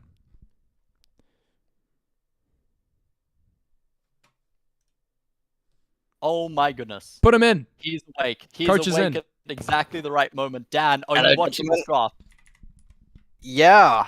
Wait, how far are you guys? Where are you guys? Nard just got banned, When- which means that I think they're suspecting Okay, yeah, I'm good. Lehens to take this Shen.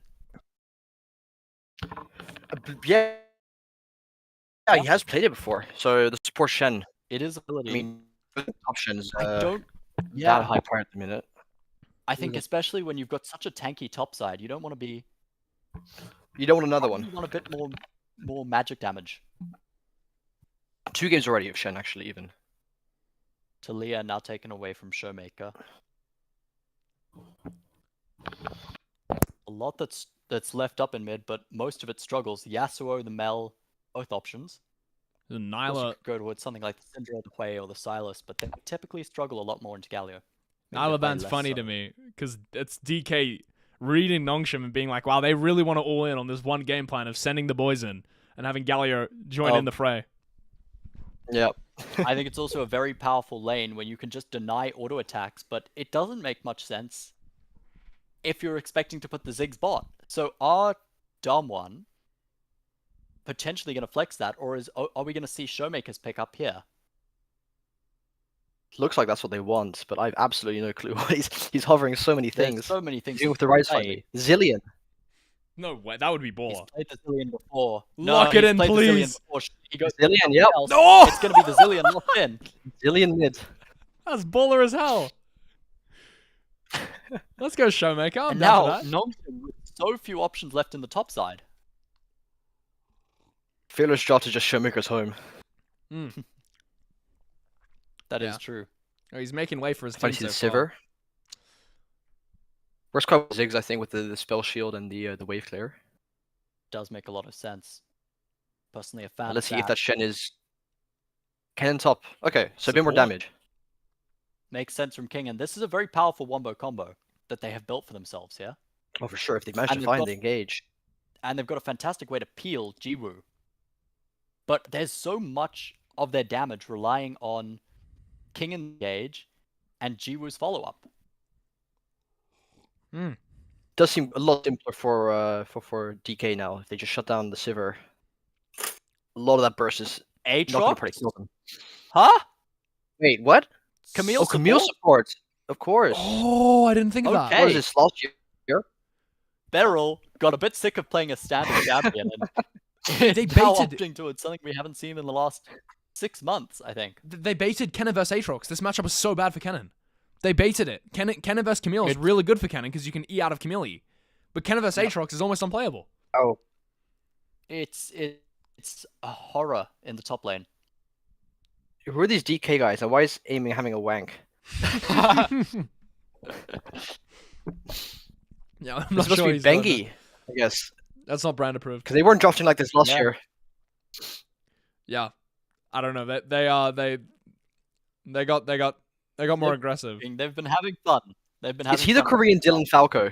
He could be. As if Korea needs a 'Cause Dylan honestly, Falco this to win is like- Worlds. True. I think Dylan Falco's whole thing is that he's going against the odds, and it's like, wow, a Korean Dylan Falco? No way, he's from Korea? The best? What the heck? He's won 3 world titles? What? Yeah. Well, as a player. Yeah.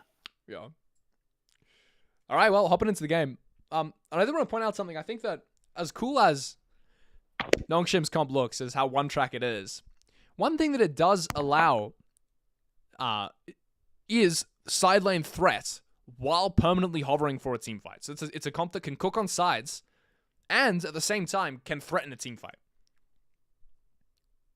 And they have been playing those sides very effectively. Kingan's been trying his absolute best, but how does that work when you're matching into such rough opponents? You've got Aatrox on one end and Zillion on the other. You can never kill either of those. Yeah. So hopping into game here and not looking like a lane swap scenario. All members of both teams happy to play their lanes. Did they lane swap game 1? They lane swapped. Oh, no, they didn't. Sort No, of, no, yeah. They didn't actually. Okay. Game 2 they did. So they've just been playing standard lanes all 3 games. Wow. Yeah. But they Good for have them. been lane Ooh, swapping okay. late, No. especially DK have been lane swapping as you get to about 5 minutes. Ends in trouble potentially. Yeah, the grub swap. Yeah. Forced out that little E start there from the surgeon. Good sidestep. Taking no damage back. The shield prevents all of that. You could say that sidestep was surgically precise. Are they soloing Lahen's bot lane to put King and Chiwu top? I think they are. They've spotted this out on the wall. This is a very we know. interesting iteration.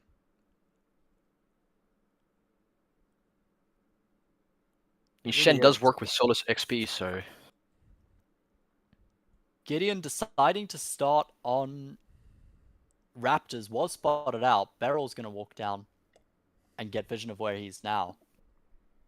it looks to be doing the 8 camp clear. Wonderfully, we get it off. And we see the value maybe coming out here from the way that Nongshim started, but it's actually just going to be a couple auto attacks landed by these little poking rats onto Siwoo. He's just going to dance it off. Never in trouble. Understood what was going on. And it does make sense because it neutralizes that matchup that you talked about.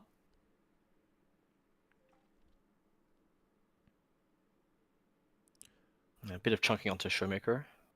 This is Zillion, so it doesn't really matter. Here's the TP. Kingan slowly That's making his way Kingan. to a spot.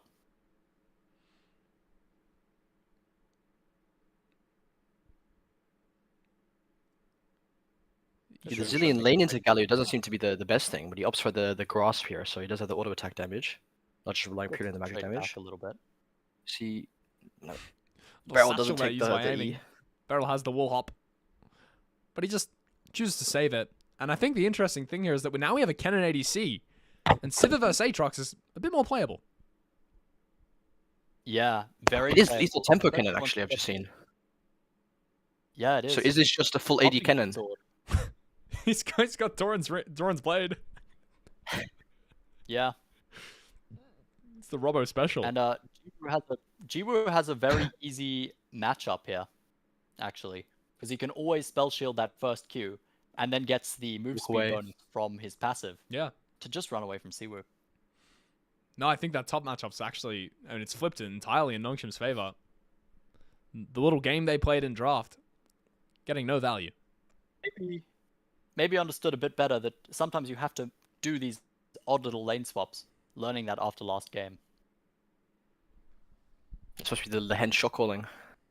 Yeah, that was a little rough.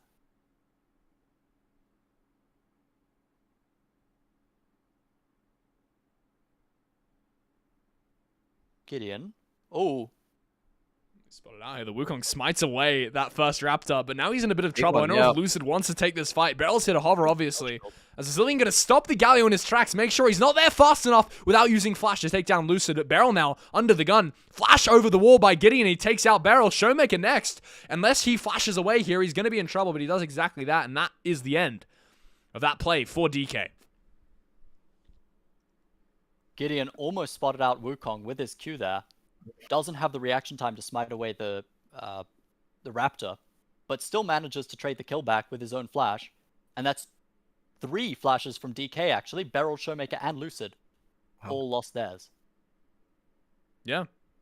Yeah, I think Lucid does do a great job reading the fact that he's going for that A-cam clear. Knows he's going to be on these Raptors here. Gets the smite steal. But yeah, it wouldn't be a DK game if Beryl's not getting first blood, right? They are outnumbered. Yeah. Yeah, that early Nocturne damage just... If you don't quite Crazy. respect it, Especially once you break the spell unless you shield. stack those 60% attack speed. Yeah. running lethal tempo, yeah, and then run stack Conqueror, he does really, really hurt. It's back to live Yeah, now. that's It's brutal. Drake spawn. The question is, I mean, last couple games we've seen Drake taken before 25 minutes. When T1 played HLE, that was not the case. What do you think this game? I think the Drake priority is going to be reasonably high, but I still think that they're going to rotate both junglers up towards Grubs first. Yeah, it should- is that fucking Ocean Drake. But both these teams, you imagine, must have high growth priority. With the Ziggs, you can take towers so easily. With the Nocturne being able to hover, the Galley ult, you also just want that silent priority to be able to take towers. But it looks like DK is swapping them for Drake now. For sure. Kingan's going to hit 6 in his matchup first. That lane swap, very beneficial for him. Got him through the Makes scary Kennen a part, bit yeah. playable. Because once Kennen has ult, it's hard for Aatrox to engage. So the trade initiated here by Gideon, followed through by Lucid. Handshake agreement on the objectives. So Kingan's going to hit 6 right before that wave crashes, and Fisher and Gideon are both towards this top side to hover. Fisher has ult. Gideon hit 6 on the grub there. They could actually dive this off the Nocturne ult Galio ult. I don't think he does. Still level 5. Oh, he didn't. Wait, what's your guys' timer? Because I think I'm a decent bit ahead. 38, 39, 40, 41, 42, 43. It says Ocean Drake. 44, 45, 46, 47, 48, 49, 50. How's that? Okay, I'm good. I'm good. All back in line. And Kingan can just W out of that. Oh, E out of that, sorry. Well, both. Someone with a second monitor and fast playing typing bot lane. hands. Could they check what Galio Ultimate's called? Because in my brain it's called Justice Punch. That's his E. Oh, I should know this, actually. Like a little... It's called like, Hero's Entrance. fucking Hero's Entrance. Hero's Entrance, that's right, yeah. Hero's Entrance. Hero's Entrance. Good name. One of the coolest abilities in the game, I think. Yeah. Can Doesn't absolutely get much more cinematic. on its head. Maybe like Jin ult. Also another very cool one. Jidol's pretty sick. Fucking cool, yeah. I think when you compare that to Sivir ult, I don't think that comparison should be made. I don't that's- think That's That's a 2009 champ. Riot doesn't want to hear that comparison. That's not something they like to hear. We'll hopefully get to see Heroes. Long seem to really want this bot dive, but it's not quite working out. Yeah. It's 3 minutes 25 till the Mountain Drake. Ooh. First one was taken away by DK, and the Drake stacking win condition could be online because Hextech Soul and Infernal Soul both still available. Yeah. Chemtech is another option though. That's the landmine. We don't want to hit that Take one. a buff, come on. Okay, that's true. And interestingly, it could be an AD cannon because that's a Vab Scepter. Yeah, see, So yeah, I think the it's lethal also- tempo, see? Yeah. You stack Q damage on the minion there. That was feral. Did less than 1/15 of that minion's HP. The King and Q. I think he's W max, no? Because it has a better AD ratio. It has a really good Could be AD E for the attack ratio. speed actually.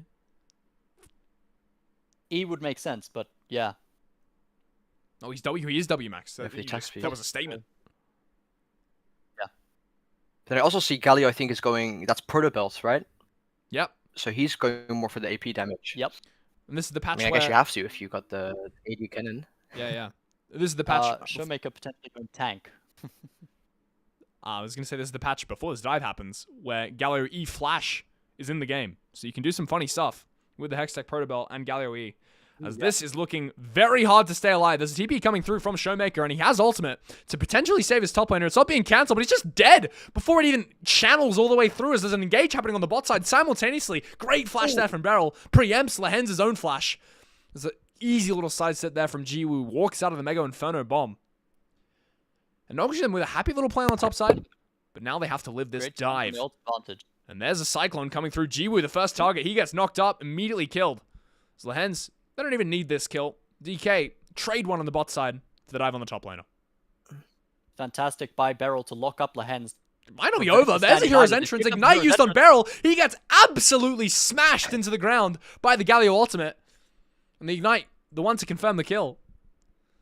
Nothing else going to come from that, though, as this is finally the end of that play. So Nongshim have 3 global ultimates, 2 of which are designed to It's go not the end of the directly play. on There's top a of the flash forward again. teammate. Fisher is a psycho. He's a psycho. There's a Shen ultimate on his head, too. There's an instant taunt there. I think the shield was immediately expired. So Lucid flashes into the wings Holy of shit. Fisher. And Nongshim have just ruined the game in 2 minutes. Beautiful. Get back to predict work, by man. Fisher. Oh my god. Unreal. No lull stays. This guy does not get to stop talking this game. Here you see the replay. I think the Showmaker just TP's a little bit too late. If he was, what? I think it's just the Yeah, he dies here. B, right? Exactly, yeah. The, We'll see It a just takes replay too of long. 5, and you'll see Beryl locks up Lehens and prevents the Stand United from being used. great reaction time from Beryl here, though. Yeah, and the Wukling's hovering. Ugh. Yeah, not much you can do there. Maybe there was a window where he could have used the shield, but he definitely wouldn't have been able to channel for long.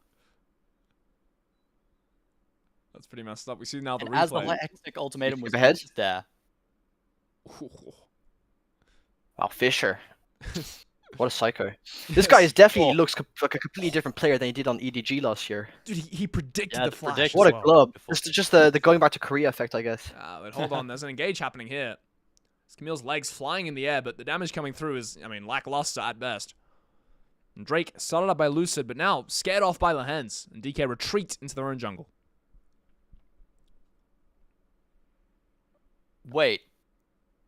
So Showmaker's gone a more tanky build than Fisher has, because he's got the Rod of Ages. Showmaker will play any champ tank. What the fuck? Yeah, he did show us the Stride Breaker Winter's Approach Pantheon mid with Oh, TP. that's- last Yeah, game. exactly. That happened. That was real. Absolutely awful. Still less than a 3,000 gold difference between the teams at the moment. Majority of it coming through. There's also the solid OG mid. tank is here. Yeah, there he was. Oh yeah. I think it was OG Grasp Aurora as well. I think it's just his favorite rune. Hold on, Siwoo. Hold on, Siwoo. He's just walked straight into the taunt combination of Fisher and Lehens. That's 2 angry men, and they yell at Siwoo very loudly, and he can't help himself. He has to fight back. Those are tanks, by the way. Those 2 champions. Yeah. Enjoy. One of those is a support. Yeah. And Nongshim claimed Feat of Strengths with that dragon. They have He just 6 seems so much more stars. focused than Didn't DK notice. right now. DK just almost happy gaming. I think they've I think- started the victory yeah. lap a little bit too early. They started the victory lap towards the end of last game. So Yup. Showmaker inhibited Nexus Towers for absolutely no reason.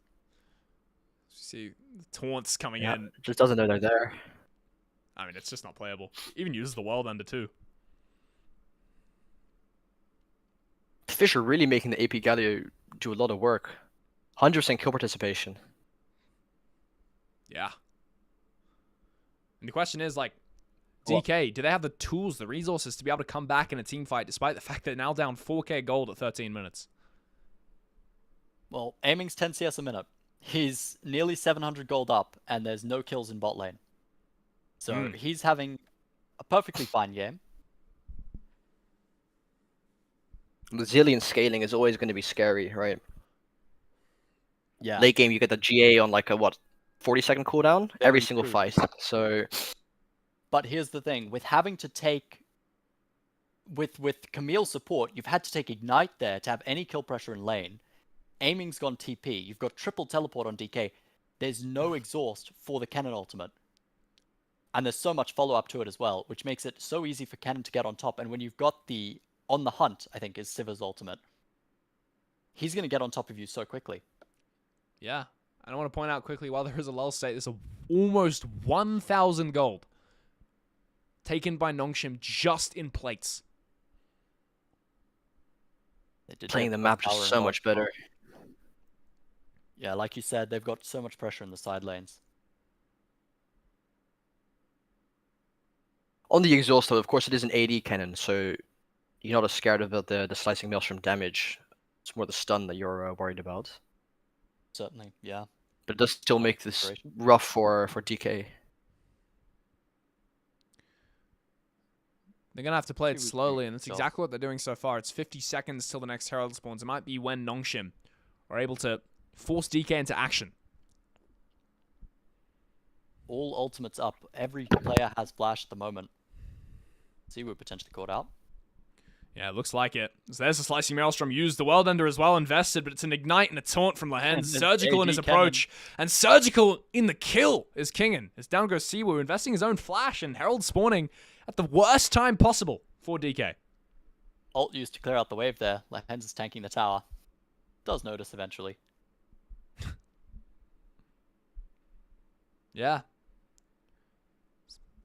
9 seconds now on the Herald spawn. TB's still up on Siwu, so he can be at this fight. But this big wave and this push in bot getting the tier 2. This is Sad not to what see DK it. wants. Sad to see it's not Kennen MD. Would have loved to see an all-search team. They should have done For that, sure. honestly. Report these guys. There's a Galio entrance there. Justice Punch on the backline. It's the Nocturne following up instead of the Galio with a Shen ultimate as well. Hero's entrance invested. It's 3 global ultimates used to fist fight in the river. And it's not exactly how I expected them to be used, but it seems to be going quite well there for Nongshim. As Kingen manages to take out Beryl on the top side. 3 members alive per side here, but Kingen has the lethal tempo fully stacked, and he's looking exactly that. Lethal on the cannon right now as Lucid forces out Jiwoo's flash, but Gideon's still 100% HP. They wait out that Zillion ultimate. And down goes Siwu. The Aatrox, not so scary without his own World Ender and Flash. You find him? Kingen- Oh god, he smelt him. He smelt him. Zillion smells bad, but luckily he's quick enough to get away. Jiwoo could not have played that better. Back steps on one Aatrox Q, shields the second, and there's no follow-up from Siwu after that. I'm gonna go back to that first pick. There's so much damage from Lehen's and King in here. 80 Cannon is impressive, man. This is how the fight happened. And take it back, because we're what on the live hell? again. No rest Straight for me. live. There's a Slicing Maelstrom. Aiming going to be the first to fall, or is he? Barely manages to make a slight escape there, but Jiwoo stops him in his tracks, guns him down as he's trying to run away. As now Showmaker taunted up by Galio Lehens. Misses his own taunt, but it's not going to matter. This old man is not long for the world.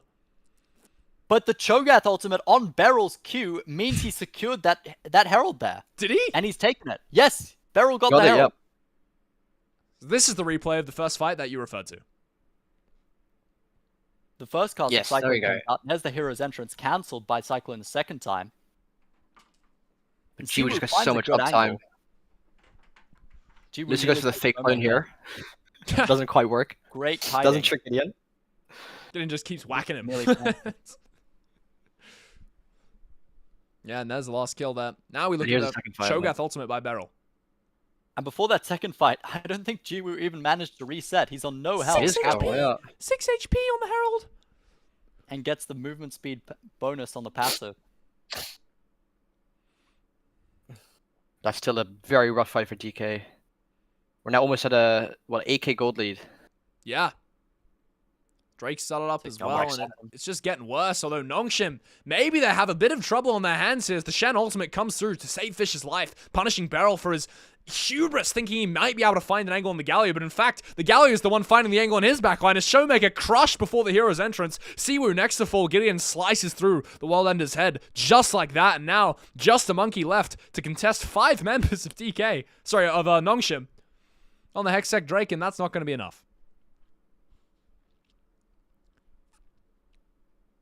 Nongshim absolutely show the power of these global ultimates. Not often you see them being used this well every single time. Yeah, and they're not even being used cross-map. They're just used in the middle. This monkey's Yeah. executing himself. Oh, man. Oh, no, he didn't Oh, make it! quiet. Surgeon Shen.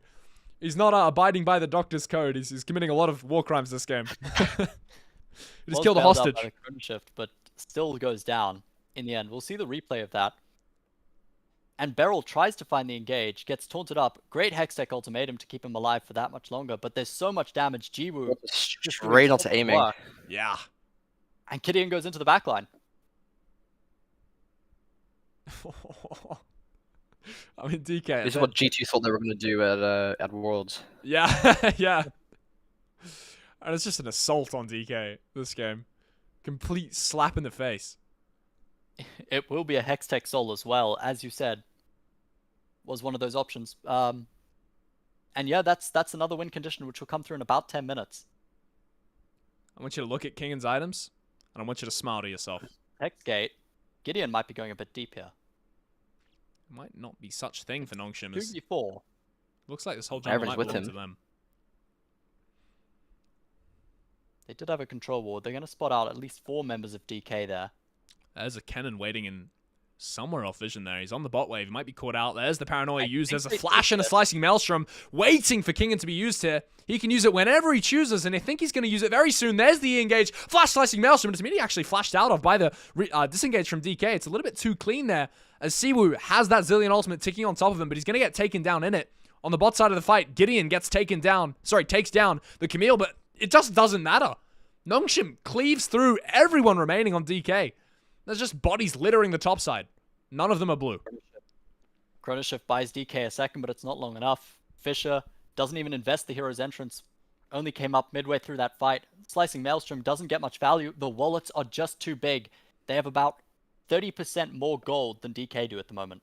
And Lens is going to take away a red buff on top side. Yeah. And the really big thing is you just look at, especially that bot side, which is the whole map. It is so dark for DK. The Showmaker's not quite.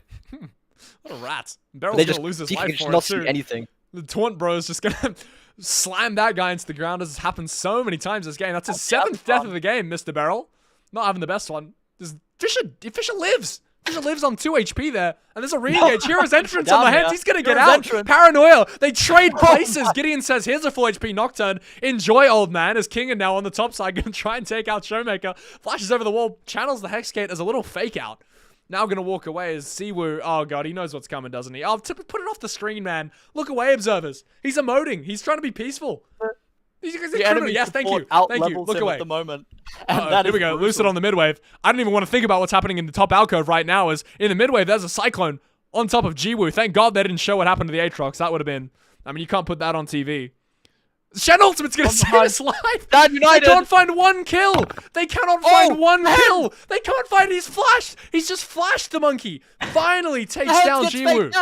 Lehens is almost in a lot of trouble. Kingan's killing top tower. I don't know what the hell's going on in this game, but all of it is favoring Nongshim, that's for sure. Jiwoo understands that that's the fake monkey. Lehens doesn't quite get it.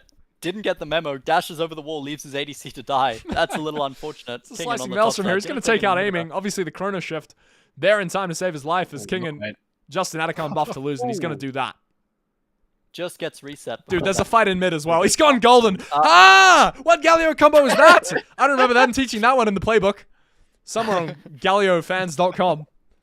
Fisher just having a bit of fun, but it's nearly a 12,000 gold diff. We're going back to the fight that I think happened about An eternity 6 ago, minutes dude. Yeah, I remember this one. So which one was this? before they took the Atacon. Oh my god. And I was worried how Nongshim was going to peel Jiwoo, but so far this game it's been spectacular. Yeah. They're just richer. More items, more stats. And now we're in live again. And it's a death on Siwoo. 0 and 8 Oh, on the and Aatrox. Oh my god. Woohoo! And it is That's not a 5,000 scoreline that you want gold to show DK when you're Not a playing good one for the against young your top laner. replacement. 5 seconds. 5 seconds left on Atacon. They may be overdiving this. King and laughing at his face now is Lucid. He's going to be in trouble for it. I mean, nothing matters, guys. This game is so over. I think Lehens is still the same level as Siwoo, who is 5,000 gold down on his lane opponent. Oh my god. My Only has his goodness first item. gracious He's me. 0 and 8. Mega in I front think of Minus yes him. a minute. Nongshim knows who that target is from now on. Jesus, dude. Yeah. The Aatrox has not been having a good game of it. No. This is a tilter. Yeah. Well, I mean, it is smiles on the faces of DK because they are 2-1 up in the series. We can call this one 2-1 because I'm not really seeing I'm all for optimism, but I'm not really seeing a way back in the game. Fun game, I think, from DK. Yeah. This is tough. 12k gold deficit. This draft hasn't really worked out. I think it's back to the drawing board. I think Fair enough. if you 12 cloned my seconds. grandma 5 times and put her in DK's shoes, they'd win. I think.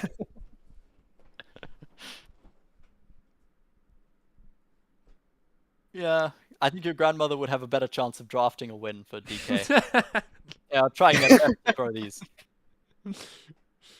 I mean, are we impressed with the Zillion mid? Let's be honest. I know it's like if we're just thinking to think what's the word? Objectively for a second. Showmaker on Zillion mid. Will we see it again? Hopefully not. I don't think it was the issue. Because I mean, Zillion mid, you just go AFK for a while, and eventually, you're really strong. You got the revive. But the game was kind of lost before Showmaker could ever get to that point. Yeah. I don't know. would say that the Zillion and the Wukong. Obviously not this series, but yeah, exactly. Have been the Camille and the Aatrox. So what was the Yeah. problem then? Was it the lane swap level 1 potentially? I think that's where it started. Siwoo's so far down now. Lehen's just gonna face Lehen's check 2v3. He could just Any walk in trouble. there. Honestly, I think he wins this. I trust him here. He does. He's It's going a back Surgeon in. Shen, man. Hero's He's got some sharp instruments on him. As the Ignite comes through, actually, Hero's entrance got cancelled by one Aatrox Q, and Fish is not too happy about that. Takes out his anger on the corpse of a Camille, slams her into the ground, and then taunts the body. That's brutal. He's just Well. an extra top laner at this point. Like that's Yeah. that's what the stats say. Yeah, actually, I think he's got more gold worth of items than Siwoo does. Let's see what does. And is there something to say here for Nongshim for not ending it too fast, just to demoralize DK even more? As King actually had to flash there. Showmaker flash forwards, slowed down the cannon, but you can't really slow it down all that much. Gonna be Emaxing second, you'd expect. Well, I guess Baron's going to be on the menu here for Nongshim. Whether or not that matters is another question here, as Lucid caught out yet again. There's a Galio justice punching the hell out of a monkey. Animal cruelty is the name of the game here, as Beryl goes down yet again to another punch in the face in the same place that he just died. 1-9 now. Lucid manages to save his life by flashing out, but it doesn't matter at this point. This is a joke. This is a complete joke. This is like one of my Not a real solo game. queue games. So, well, you would have FF'd Yeah, by now, Using my Aatrox friend. stop, You would have FF'd. and the support picks Camille, and then also runs it down. And you're Showmaker right now, and you're just like shaking your head. Yeah, and I'm like, bro, I could Put just me on scale. Gen G next year, please. Aiming was 10 CS a minute at one point. Still is, actually. He's doing a fantastic job of trying to stay relevant. A fantastic job is all relative. As speaking of relative, the game is over, man. The game is completely over. Nothing that DK can do is going to stop the unstoppable force that is Nongshim sprinting down their towers here, slicing Maelstrom just to secure the wave as Kingen wants to keep right-clicking people. But instead of that, he's going to right-click the Nexus as the flash taunt from Fisher going to do nothing apart from laugh in DK's faces, and that game is over. That's a fun one. That was a fun game from DK. Yeah. And I think Bengi just needs to pull the belt out because I think what were these guys doing? What were these guys fun doing? looks. I don't know what I just watched. Well, we're going to game 4. We got a We are series on going our to game hands, All of the gentlemen. Nongshim fans having a lot of fun there. Yeah, I mean, but is Beginning that and fun short Fisher, lived? like I thought these guys were garbage, but they're actually looking really decent now. I know. They're looking good. Last year I was not a fan. but DK. You know what the thing is? It's Good like for them. with they have a solid foundation now, right? They have Kingen, who's like he's a good top laner. I would say he's top 3, top 4 in LCK, which is it's high. Maybe I think he's top 3. Sure. And they got Definitely top half. Lahens, MVP of MSI last year, can play badly, but most of the time is insanely good. And Fisher, that's a solid little foundation. You add in Jiwoo from Academy, and I mean it's a good team, man. I think G was the only cracked actually. G problem- was very good last year as well. You know what I think the problem is? The problem with Lehen's performance and how he's been struggling, I think, on this team is that he doesn't have the players that he did last year behind him. So he's playing very aggressively. And it's maybe not what he needs to do, but if he learns to play this more measured, more paced game, learns to look for vision the way he has been in these last couple games, Yeah. he could be a very valuable player for them, and he Alright. could be much more consistent. They're going to the analyst desk, and my pizza's here, so I'm gonna go eat dinner, and I'll call you back for game 4. I don't think Okay. we're enjoy. seeing See you game then. 5. I'm just gonna Cheers. say that right now. Bye. All right, see ya.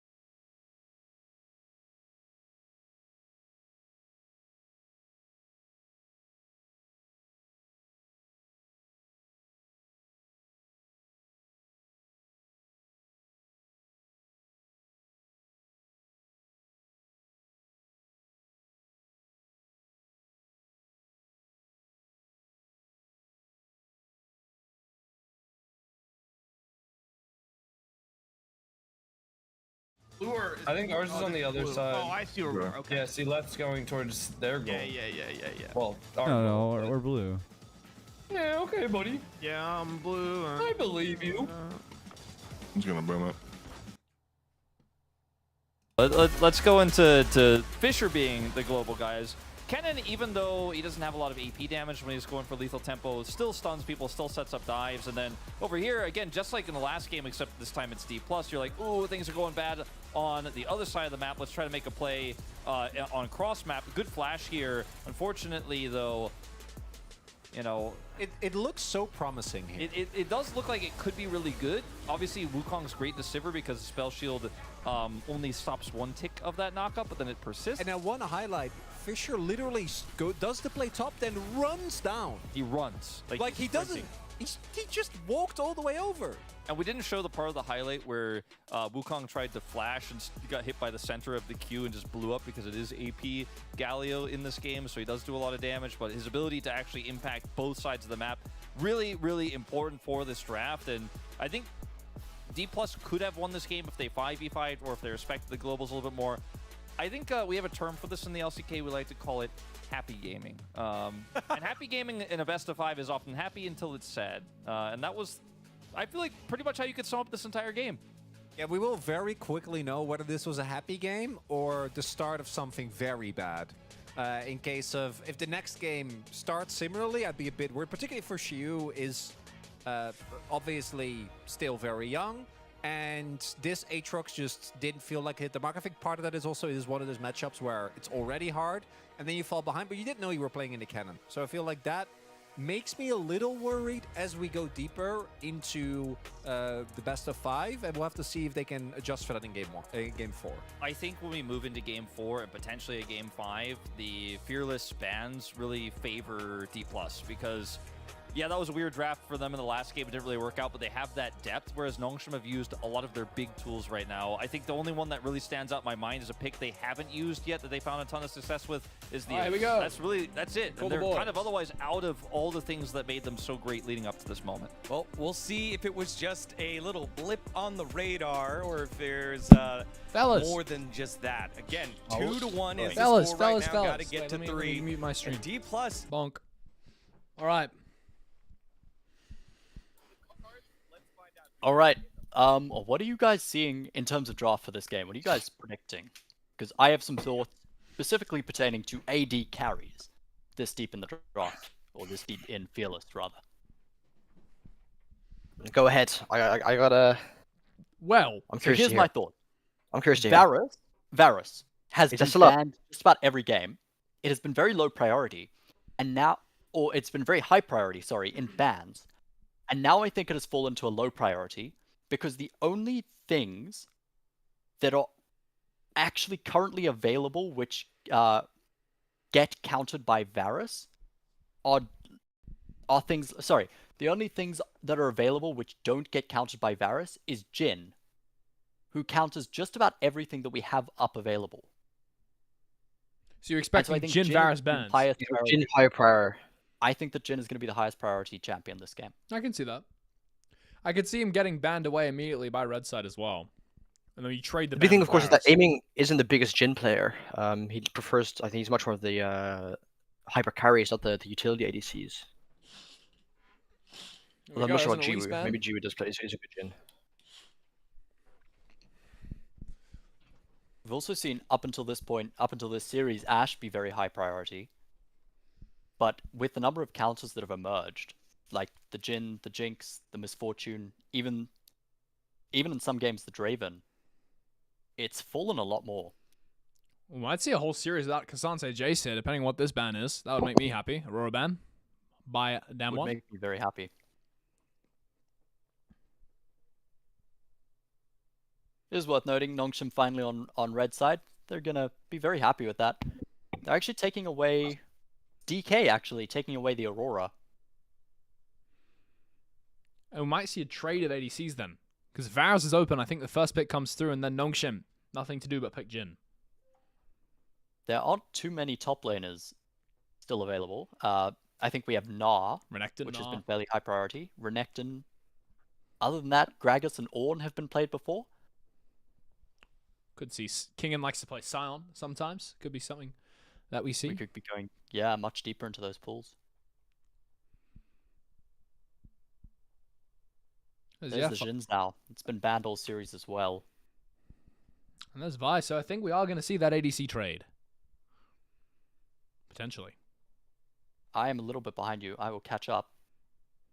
There's the Gnar, which we expected. Silas locked in immediately. Does make sense. It's a great pick into that. With the Lee Sin. That's an aggressive mid side. Viego, Java, He and Fisher want to do stuff. Unless it's Silas support, of course. Boys, if this game is anything like last game, I'm excited. Because last game was very, very dumb. It was ridiculously dumb. Yes, it was. I'm really hoping to see a Viego here. I think they're going towards the Nidalee, though. Oh! I stand corrected. There's Varus. Finally, my boy has his time. It's the latest time you can pick him, too. If Jin isn't picked up here immediately by Nongshim, it's going to be protect bans possible for Damwon. And in a pool of ADCs that's already so limited, might be really tough for Jiwoo to find a counter. I think, yeah. They might start to struggle here. Leona picked up 2 by Beryl. Now the pressure's on Jiwoo. What do you pick here? I think... Because that is a very good Silas. I think the Jinx and Misfortune. Silas. Jinx and Misfortune, probably 2 of the better picks into Varus right now.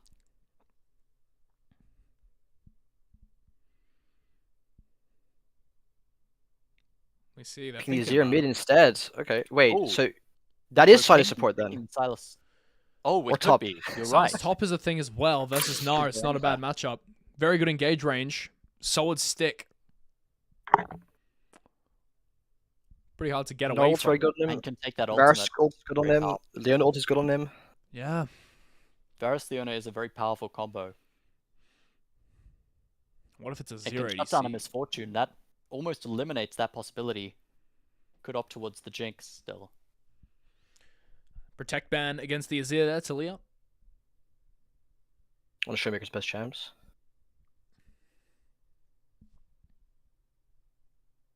Which ADs did DK take away? Well, support, never mind. They take away the Hui here, potentially. I like the rail ban.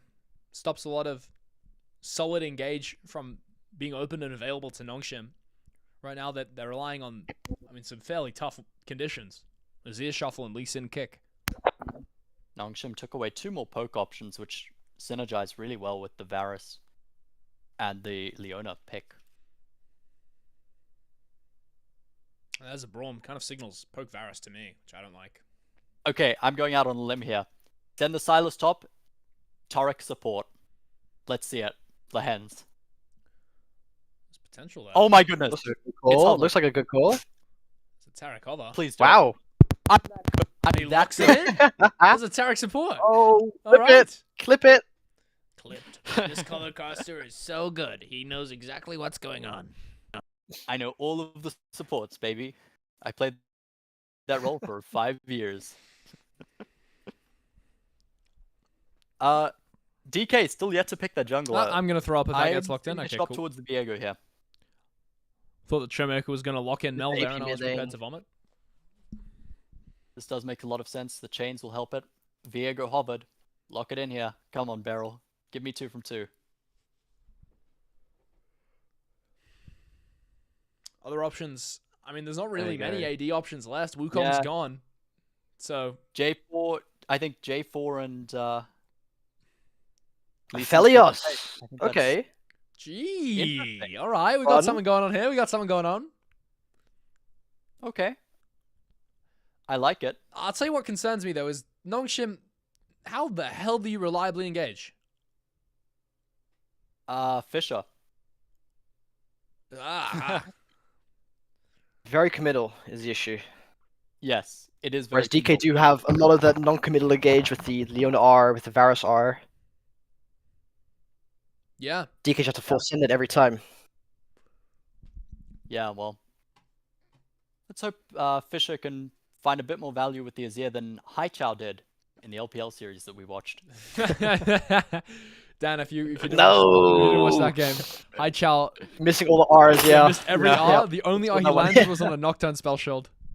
Brutal. Yep. Absolutely brutal. It's fantastic. The question is, do DK opt for a lane swap? Because, I mean, Taric can be so oppressive against something like Leona. Any of those engage supports, really. We'll see. They've been quite averse to it the whole series so far, and I'm down with a no lane swap. I like the lanes.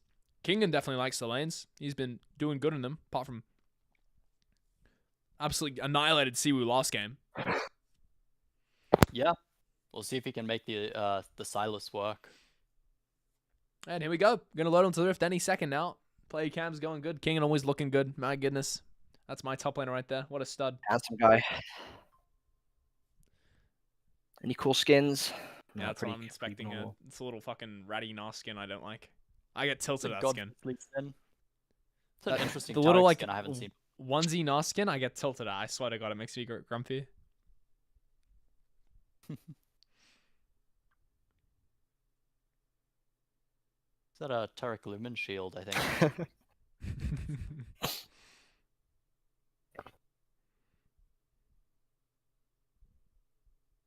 Okay, Yeah, no standard lanes it looks like. really interesting lane choices. Aiming And like you said, the Tark's quite impressive. I mean, I guess that does make him a lot more impressive in lane as well. That's true. It's the Guardian setup as well, as opposed to Hail of Blades or Press the Attack or anything strange that sometimes you see Tarics around heal as well as what's safer. Pop Lahen's Guardian just to win out that first trade. You were doing a good job with the spacing there. It's hard to space between a 600 and a 575 range auto attack. Goodness, the electrocute buffs as well on mid just then. Showmaker takes away full third of Fish's HP. It's quite impressive level 1. And Fisher running the Grasp, which I'm not sure how many posts he's going to get onto LeBlanc, who's also ranged. Nongshim should be winning out this level 2 priority.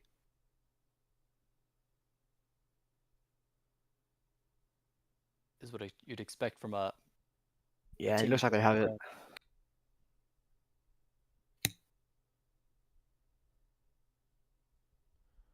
Yeah, level 2 now secured for Jiwoo and the Hens. Q does miss though, embarrassingly. For the Aphelios players, the wave going to crash. Timer, by the way, Matt. Pardon me? I'm going to need to come back to your timer. 28, 29, 30, 31, 32, 33, 34. Wonderful. 35. Thanks. Okay, cool. Oh, wow. And My goodness, Showmaker with the all-in already? What the hell just happened to Fisher? He's just dead. Okay. And we didn't see much of that. The camera didn't catch it. Hopefully we'll see a small replay. Fisher's going to have to TP back to lane. Showmaker did invest his flash. I mean... Yeah, make full use of the electrocute buffs, and look, he'd already chunked him out.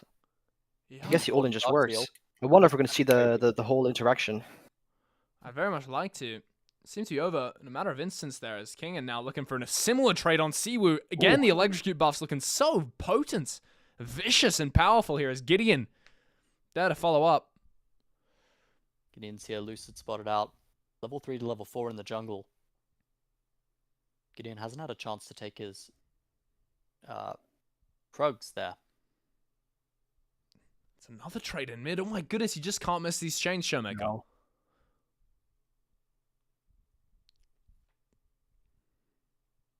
Here's the We're engagement. looking aggressive on bot. Yeah, here's the... Is Lucid going to go for a dive?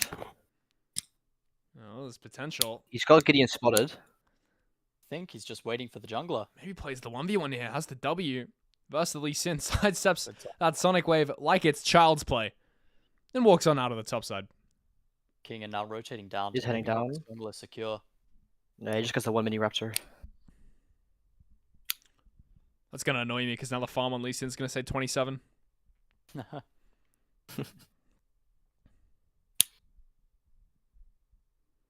Double crabs him. Have walked up. Yeah.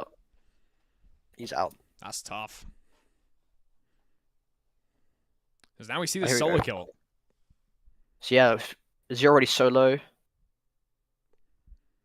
Oh man, that's a Wow, lot of just some damage. clean coming out of LeBlanc that play. electrocute. I mean, yeah, he just level 3 times him. And the electrocute just kills him. Just bang. Electric There's chair the for you. splash early as well. Stop those chains from breaking. Loses the cannon in live though.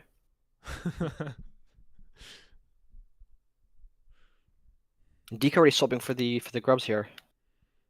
Something we've seen him do all series long. Yeah, especially on the blue side.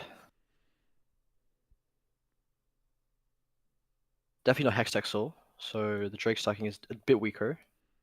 Could still be Cloud or Infernal or Mountain though. Neither side giving as much priority to that, you're right. But we've seen DK be very aggressive with those dragons. Well, no seems to be moving up for it. Or switching their bottom mid. I think the important part as well for this Grubs fight coming up is what influence is Showmaker going to play? It has a 500 gold lead. Level 6 on the next minion here. Wow. And that's his level 6. In a more playable matchup, it looks like. Yeah. Jesus. That makes sense. Ouch, Wow. the electrocute hurts. See the Tark shield. And that's a reminder of what's to come later in the game for Jiwoo. Oh, there's a little engage there from Lehens. Catches out Showmaker. But LeBlanc is notoriously slippery. It's a good job by Lehens to space that vision there. There's a TP as well invested. I think DK, Very they want aggressive. these grubs, don't they? He's about to be Mega, though. I don't know if they know this. He's about to hit level 6. Next minion's level 6. He's Mega in level 6, but he's not going to get it in time. Has to leap out before he can get anything done with that massive ultimate. But at the same time, DK, they've heisted grubs. They have. Fisher's getting a free push in bot, though. He will have time alone with the very weak plates on bot tower. Seawoom loses Mega. Fisher no TP to join this. They're just going to back away. I wonder if Fisher's going to opt for that more tanky build since he is the main engage tool Nongshim have, or if he just is taking grass, but then it's going to go the regular AP route. Don't see much tank as here anymore. I think it's a bit weaker, but I think it would make sense if he WC opts for still tanky works. build, especially if he's going to be forced to match Showmaker at all. yeah, of course. Leandri's first, Abyssal Moss second, I think it is. Yep. It's a build we often see. Drake now spawned. Oh, there we go. Yep, looks like already Leandri's 2 first. minutes. And you're right, And, neither team really prioritizing this Drake. Speaking of atomizations, I think Jiwoo's building towards a Yuntal there. Yeah, must be.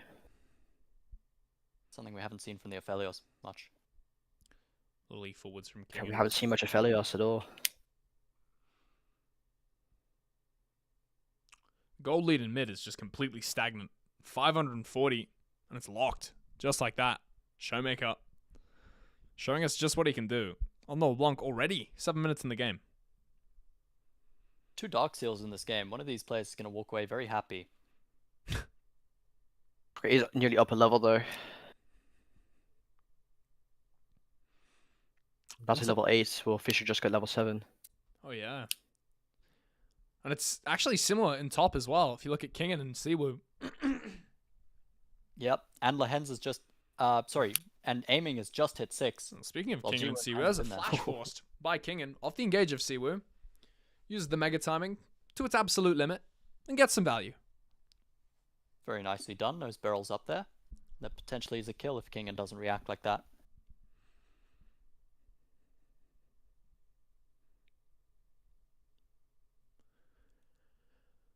Scuttle Crab. I think it's taken just his Bop River. Grub's waiting room. Yeah. But who wins that I think both fight, these do we teams are think? pretty happy to chill. Yeah, yeah. I think the big thing is that King no longer has flash for this fight. DK have all of theirs still. I think Gideon spotted out Showmaker walking top. Definitely got spotted on the ward in Pixel Brush. Yep. And it is 5 flashes on the side of DK as well. 1 minute 30 seconds still. Grubs would love to keep all of those up and available for when that fight inevitably breaks out. Nongshim definitely don't want to be conceding a second set of grubs to a very powerful side lane comp. Yeah, you can just see them very aggressively just forcing that vision. See that DK's got both their bot laners bot lane. So they've got the space to do it. So lose mid pro as well. Showmaker not able to contest versus Lahens and Jiwoo. And Gideon's still on a control ward there. I wonder if he spots it out. On the entrance to his jungle, he doesn't. They're just going to walk towards Grubs. But DK Could potentially be a good TP angle for Showmaker. You're right as well. And Siwoo. It's going to be hard. But Nongshin does have full vision control of the DK topside jungle. Yeah. So many wards. Siwoo's Mega has just run out. He will be building up towards that and probably will have it in time for those grub spawns in 20 seconds. Or, sorry, has that grace period. Unless he gets Doe first. That might be what's happening here. Gideon has the ward as well. Ward hop possible. Kicks him in the mouth, but no flash to follow it. And nah, gets sent all the way back to safety, honestly. Gets kicked. Gideon not going to use the Sonic Wave to catch him again. And are Nongshim conceding these grubs, or will we see a fight? Oh my goodness, we're definitely going to see a fight. Beryl the one to initiate it. E flash forwards there. The Solar Flare forces out Lahens' flash, but Lucid wants to kill seconds before the Tarot Cult lands. And he's the one to secure it as he brings Gideon over the wall as well. But Siwoo at the same time is taking away the grubs, and DK got to be happy with that trade. Fourth grub. There's a TP invested now from Kingen. He's looking to rejoin the fight. No longer has the Nart ult though. Decar's happy just taking 4 grubs.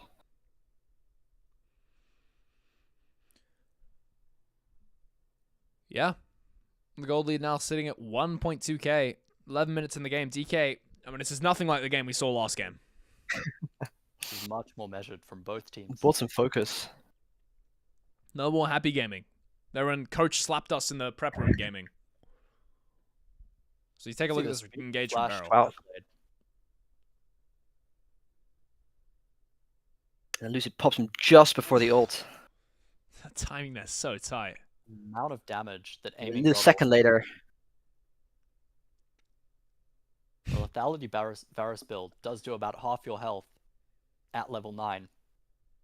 Yeah, especially with the 3 passive stacks. There's an influx of people playing at top lane.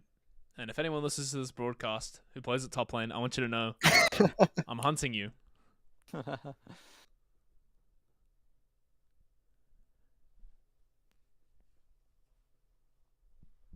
I wonder if we're going to see a Drake fight soon. Yeah, we were wondering this for 25 minutes the other day watching T1 vs HLE, and we never did, in fact. We saw no Drake fights. There you go. Just a Drake give is what we might be seeing as well here. Take, yeah. Nongshim are going to concede all objectives so far. Gideon's not there to contest this, and just going to go down. They have information that Lucid is there. But are Nongshim happy just sitting and scaling? Well, yeah, that's what I think. Especially if you've got Tarek. But you got LeBlanc at her 1 item, which is already a very good point for her. Lethality Varus at 1 item, which is also a very good point. Whereas this Azir, this Aphelios, it's not until 3 items really that these champions fully come online. Yeah. So if they're going to sit back, don't lose too much. It hurts, but it's survivable, I think. What's the maximum they're happy to give here? 6 grubs wasn't given. They took 2. But is a Herald maybe too much? They don't want to lose mid tower. Obviously, feat of strength still have to claim. But DK, 1 objective, 1 kill away from that. The issue is it's definitely not Ocean Soul. So Cloud Soul still up. Infernal Soul is still up. Chemtech Soul. But Chemtech Soul is also still up. Ooh, this is a mistake here from Lahens. Yet again being caught out first, and yet again punished for it with his life. Bad game from him so far. 2 mistakes, and they're bad. Gideon's Sonic Wave trying to scout the bush, doesn't manage to get it done. Won't spot out. They're doing a great job reading Lahens' aggression into that topside jungle. Yeah. Calling him out for it. And he loses his life this time. And last time. And don't know if you saw, but on bot lane, Fisher once again getting 1 auto in exchange for about half his health. Well, maybe it's a grass proc. Yeah, worth. Baus would say worth. I don't think it mattered.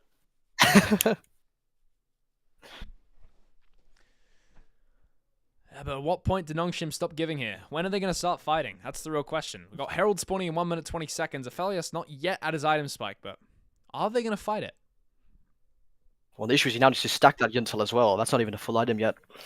Yeah. So here's the replay of what happened with Hens. Full vision as well.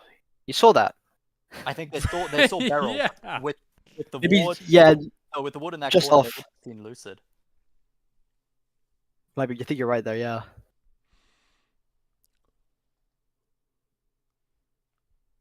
Well, I don't think it's going to be this Herald.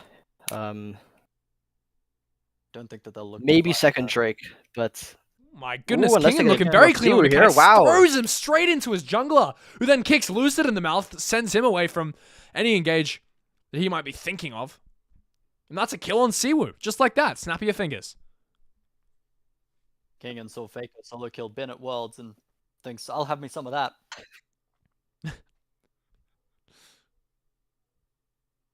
And maybe that does change things. Potentially, this Well, bot they tower seem to rather have this bot tower. is broken. And what does DK even have to contest this here? Solar Flare from Leona, but the follow-up is a heartbreaker, and that's not necessarily the type of follow-up you're looking for. Yeah, there's nothing really to enable Lucid to get resets there. Ooh. Aiming the man you're looking for is there's a Chains of Corruption going to land on Jiwoo, forced to cleanse it immediately in the ADC 1v1, and aiming coming out on top in a big way. Does Showmaker find him? Make it here. Holy Jiwoo crap, knows. Showmaker What is he falls doing? out. Jiwoo's flash Whoa! reaction time is so good, but it just doesn't matter because Showmaker's damage is even better. And down goes Jiwoo. But Jiwoo saw that plant. I'm not sure what he was doing there. Think he There's thought no reason to, as they're looking for Siwu on the bot side again. no ultimate for Gideon, so he doesn't actually go for the insect there. Doesn't try anything funny. Doesn't think he can. And it's a fair enough call. As DK, I mean, they're taking the game away from Nongshim bit by bit. Showmaker dropping a Raven top to get that kill on Jiwoo. But they get his flash, his cleanse. I could see another dive. Yeah, well, I mean, the Dragon's Rage is back up this there's a time. ghost Beryl's there. here to hover up. Aiming is coming down. Doesn't have the Chains of Corruption. Siwoo's mega. They can't go for it yet. They're going to wait. Lucid is taking the Herald now. They're dropping Herald for this. They need to get something done. Nongshim have Drake's up for control 40 now. seconds. Ooh, it's a bit of a blunder by Nongshim, I think. This is the replay of exactly what happened to this poor Gnar. Animation cancels the ult steal as well. Nice. There you go. Sure. I'd rather see Jiwoo's perspective here, because I want to see what was he looking at that makes him not notice the division plan. Yeah, Yeah. it's odd. Nongshim did TP King and top, so... It's also possible that he didn't register Fight.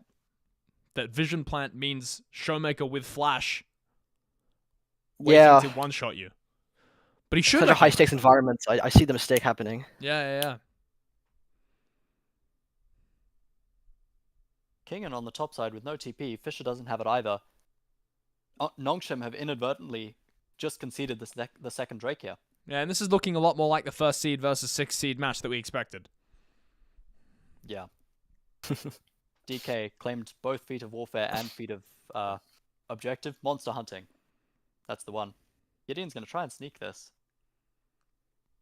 I wonder if he's going to be able to do it. Lucid's a little bit late to the party. They're going to have to walk over Control Ward and clear that out before he gets anything done here. Now he's knowing what's going on the Drake, but by the time he's realized it, it's already gone. Lethality Varus, nothing to do but watch. As there's a Solar Flare landing, Lucid has the Heartbreaker still holding on to it, but chooses not to use it. No follow-up on the Solar Flare, and the fight is over. But hold on that, because there's a Change of Corruption being used on the Hens, and he loses about half his HP. Sonic Wave going to land on Beryl, but not going to take it, is Gideon. They're going to go for mid-tower. That's first tower for Nongshim. That's very nice. I spoke too soon there. They decided Kingen would sacrifice a wave up and simply reset and walk to the Drake fight. While Showmaker TP down. Siwu is about to be mega, but he still might be in trouble. Kingen trying to repeat the thing he last showed us as Beryl's flash is forced. Gideon has Dragon's Rage, and he might use it to just send Siwu all the way back, but it's actually Kingen using the Gnar's ultimate who gets the kill secured for Nongshim. DK now probably can look for this mid tier 2 even. I'm not sure if this is quite the trade you want from Nongshim here. Yeah. Nongshim hopefully trusting that they've got ways to clear the wave if that mid-tier 2 is ever under any threat. Jiwoo potentially caught out here. Oh, Lucid didn't quite see it. we didn't know. Slipping through the fingers of DK. Jiwoo just then extraordinarily overpositioned. Same with Siwoo. But Siwoo at least gets punished.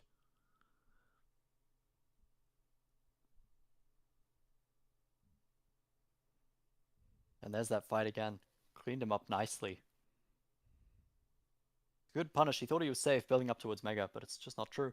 The Dragon's Rage used on Beryl there, kicked in the head straight into Jiwoo, and the damage from him is huge. Solar Flare flash by the hands as a TP coming through, but it might be a bit too late. Siwoo just joins the fray as the first reset comes through from Lucid, and he gets a kill with it. Second reset coming through now. It's the Aphelios, and that's a body you want right there. Nongshim now know that's the time to leave. But are they going to be able to get out here as the flash W from Siwoo is pretty good. Ultimate into the wall, sends Tarek spiraling to his death. Now Kingen and Fisher left to pick up the pieces, but there's no pieces left to pick up at all. All the remaining members of Nongshim, they're not going to be able to escape. Heartbreaker used to close the distance. Fisher has an E, but I think Showmaker on his tail might do the job here. Might finish him off. But no, he gets out. I take it back. I take it all back. I take it all back. I take it all back. Showmaker with a rare whiff. And Fisher escapes somehow. Nongshim managed to find a great pick on Beryl here, but maybe go a bit too deep.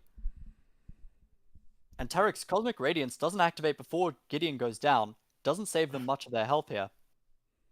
The re-engage is fantastic. The teleport in from Siwoo. He's just sitting back, and Showmaker and Lucid on the sides, picking them off bit by bit. This is just a dream scenario for any Viego player. Yeah. Reset, another pick, another reset, Dodge the and chains. you just got to keep going. Speaking of chains of corruption right there on the hands, and he's caught out yet again in this game. It's the fourth time. And now, oh, Jiwoo, no, it's a control ward. It's a Lucid sitting on the control ward. He's your nightmare. But Jiwoo actually is winning the fight. He's red-white. Red-white Aphelios, not something you want to mess with, is right up there with Don't Chase the Singed. And reminds us of that fact. But that is still now, double maybe sums out from the overextended. ADC. Beryl's Did they can find pull him? that ward. They know he's here. They've got the Aiming top to tower get a- still. Gonna get a mid-tier 2 for free, though. Yeah, that's not nice. Cacophony of pings on the top side right there as well. Potentially going to use it to pressure the Atacon, like they did in game 1. Yep.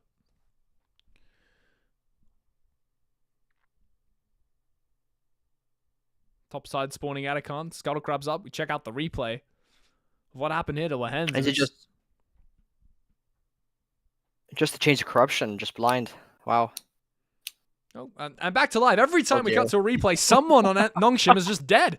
But it's Lucid's grab the reset. He's going to take the Scuttle Crab and Gideon the one to die. He's at Otacon now. Yeah, Atacon very much on the agenda. No TP on Siwoo, so he is stuck in this bot lane. Maybe they just look for this bot tier 1 instead. That's true. Beryl. Ooh, nice solar flare to cancel the resets. That's rat behavior. Bullying Nongshim. And bullying is a good word for it. Atacon now up and available, but I mean, Nongshim, they have no hope of taking it, just hoping, praying on DK to make a mistake, but Siwoo not going to do that. Going to take the bot tier 1 instead. And it's clinical, their approach. It's consistent, and it's solid. See, we're finally happy to have cleared that objective. Atacon going to get started up here by Nongshim. There's a ward on it. Yeah, it's going to put some pressure here on DK. Showmaker. It's going to be spotted by He Gideon. was almost up as well. Pressure very much on DK's shoulders here. It's Gideon to take a bunch of damage there from Showmaker. He's not actually in the pit. Fisher doing so much work, saving his team from the engage of DK, but he's the one to be found by it, as Lahens' ultimate going to save his life, but for how long? The answer is not very. There's now Kingen next to fall. Lucid going to be on top of his face. Gets the Gnar ultimate, but the reset again on Viego, and now Atacon. I mean, it's just a certainty for DK. It's a 3-for-0. The Cosmic Radiance saves no one but Lahens, and it's only for a moment. Kingen and Fisher both follow him back to Fountain. I want to 5-0. Showmaker. Oh no, Oh, Jiwoo. Jiwoo's so dead, man. He's so dead, and it's Siwoo to find the engage. Siwoo versus Jiwoo. The action is unbelievable here in the LCK. I'm having flashbacks to a Poppy Ultimate. Yeah, in game 1, yeah. It's the exact same thing. Gideon goes forward. We're seeing the replay of exactly what happened there. My God, so much damage from Showmaker, man. Back into the fight. Oh, back into live, my Oh, bad. Live, something's going on here, but there's voracious Atacon buffs. I mean, just infesting all of DK's HP bars. So even if Nongshim win this fight, which it looks like they're just not going to, because Kingen has to flash away from Aiming's massive damage, and Siwoo finds a kill right before he enrages. Aiming now in a bit of trouble. I take that back, a lot of trouble. But maybe Showmaker can get something more done here. Still has voracious Atacon buff. They trade 1 for 2, or 1 for 3, sorry. Which is probably worth. DK just get reset and they're going to walk towards this dragon. And that's a win condition for Nongshim that's been delayed another 15 minutes. Yeah.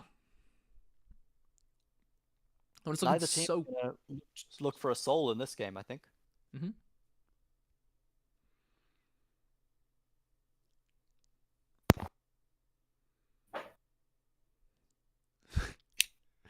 Good luck finding something to talk about, guys. Enjoy. They're heading to the Drake. Aiming. Maybe Lucy's gonna steal his buff. Oh, he does. He steals it. Oh, and that is a massive play. Both junglers use smite. That is true. I don't think it matters as Nongshim not going to walk in to even look at that Mountain Drake. And do DK just rotate from that to Baron? Lucid Smite will be up in about 30 seconds. Well, you gotta think who's stopping them, right? Like, who on Nongshim is gonna stop Showmaker and Aiming and Kingen, sorry, and Siwoo and Lucid from just walking into that river and killing the Baron?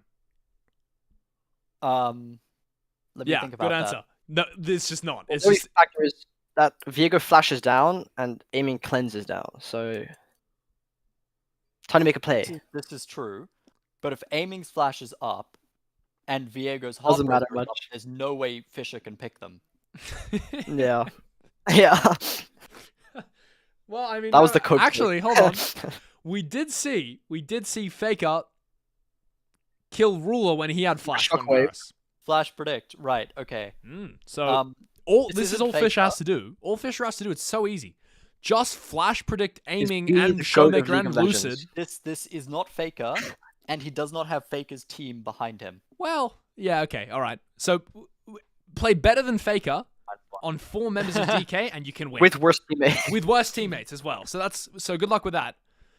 As we're jumping back into the action, it's a red white Aphelios doing, I mean, Yeah. noodle levels Not of enough. damage. Should be doing so much more work. Cosmic Radiance actually could be significant here. Easy engage, Chains of Corruption, and it looks like Beryl the one to be caught out here. Just kidding, because Leona W is the exact same as Alistar Ultimate, and Aiming somehow kills Lehens before Beryl dies, and that is just, I mean, if that's not what happens, what the story of this game, sorry, then I don't know what is. As Jiwoo uses the red white to find some value there, at least takes out Lucid when he transforms into the body of his jungler. But I mean, what does it even matter? Yeah, It's funny to see that Tarek before- R have some value, which has just been such Yeah. a useless ability this whole game. But I still want to call that a fully winning trade. Yeah. At least Jiwoo is actually a bit scary here. He's got a bit of bite to him, this player. He's 2,000 gold down. He'll reset for his third item now, but Aiming's about to get his fourth. Jiwoo can be scary and Aiming be a complete nightmare simultaneously. This is this is not. Oh my goodness, Aiming's WQ took out about 50% of Lehen's health there. Yeah. 0-6 now on the Tarek. Really going for the Olympics with Beryl from last game. So, that's hard. As to he win. gets picked again. Oh Jesus! As dude. he dies I mean, again. He's got to be winning gold at this point. Oh! Is he still on? No! I take it back! I take it back. I'm sorry, Lehens. I'm sorry I doubted you. Well played, Lehens. Stays alive in a dire situation there, but Baron is now. I mean, it's just. I don't know, guys. I don't know. Does Gideon steal it? Get Maybe, spotted actually. out. Hold up. Sonic Wave on the Baron. It's 2000 HP. He can just take it and Hold, steal big this. He has hold. Flash as well. The hole in the DPS, though, DK, until they can lock down Gideon and make sure he can't cross the wall. And that's actually and perfectly there it played. is. Fisher, Fisher's not in! Faker. Let's go, Fisher! But he's just, I don't know, he's Flash altered some bugs in the river as he dies immediately as Showmaker, the one to find the kill. Lucid now has a reset, but I don't know if you want to go on that bird's body. Immediately out he goes. Heartbreaker needs to be used so he can go back to the actual Fed player. my Showmaker, what the hell is Showmaker doing this game? There, he's just one-shotting people. And it was Siwu to find the value, but really, Showmaker takes out Jiwoo, the only member with some resistance left in them of Nongshim, and he's just ironed out like a stain. Where did Siwu even come from in that fight? I don't even know. Yeah, I did not see him. I think he may have TP'd in and flashed the wall. Yeah. But Fisher tries to go for the King flash just report too and late. aiming sees it. Okay. Okay, Kingen. Okay, Kingen. Change the Kuro. Okay, Kingen. Bye-bye. Bye-bye, Kingen. Bye-bye, Nongshim. And that's DK advancing. DK, we're just happy gaming. All right. Yeah, I mean, they just DK slaughtered happy them. we won. They just slaughtered them. That was what? The hell did we just... I watched 4 games of absolute nonsense just then, by the way. Kingen saying goodbye to his old teammates. Lens as well, having Oh, a they're laugh. laughing at him. Yeah. They should laugh at him. Better luck next time, buddy. He trashed Siwu one game and they're laughing at him. He did trash Siwu in that game. Wow. Well, that was something, guys. That was something. Does that mean that is Nongshim now gone? Is that them? Were any of yes. No, they're down to lower bracket now. You're telling me They Nongshim loser now has to of, verse Gen loser of HLE. Gen G fucking HLE is Nongshim's next opponent. Yeah. That's Yeah, great. yeah. That's so fucked. There was only one series that wasn't double elimination, and it was when T1 got eliminated. Dude. Oh, that's That's cold. crazy. Wait, Showmaker's cold as hell. What the hell? That was cold. Showmaker playmaking maker just fucking made a play into the camera just then. That was crazy. L? Whoa! What the hell is this trash talk? We'll just hold the L up to the camera. Alright, GG's fellas. Wait, this down one GG. roster has so much aura. Was this in LCK? Well, after the game? Sometimes. I think when it was as one-sided as that, fair They're enough. allowed to, yeah. You know? Yeah. Yeah. Alright, GG's fellas. I enjoyed that. Alright, GG's boys. What a fucking stomp fest. Jesus. Alright, see ya. GG's. Bye-bye, stream.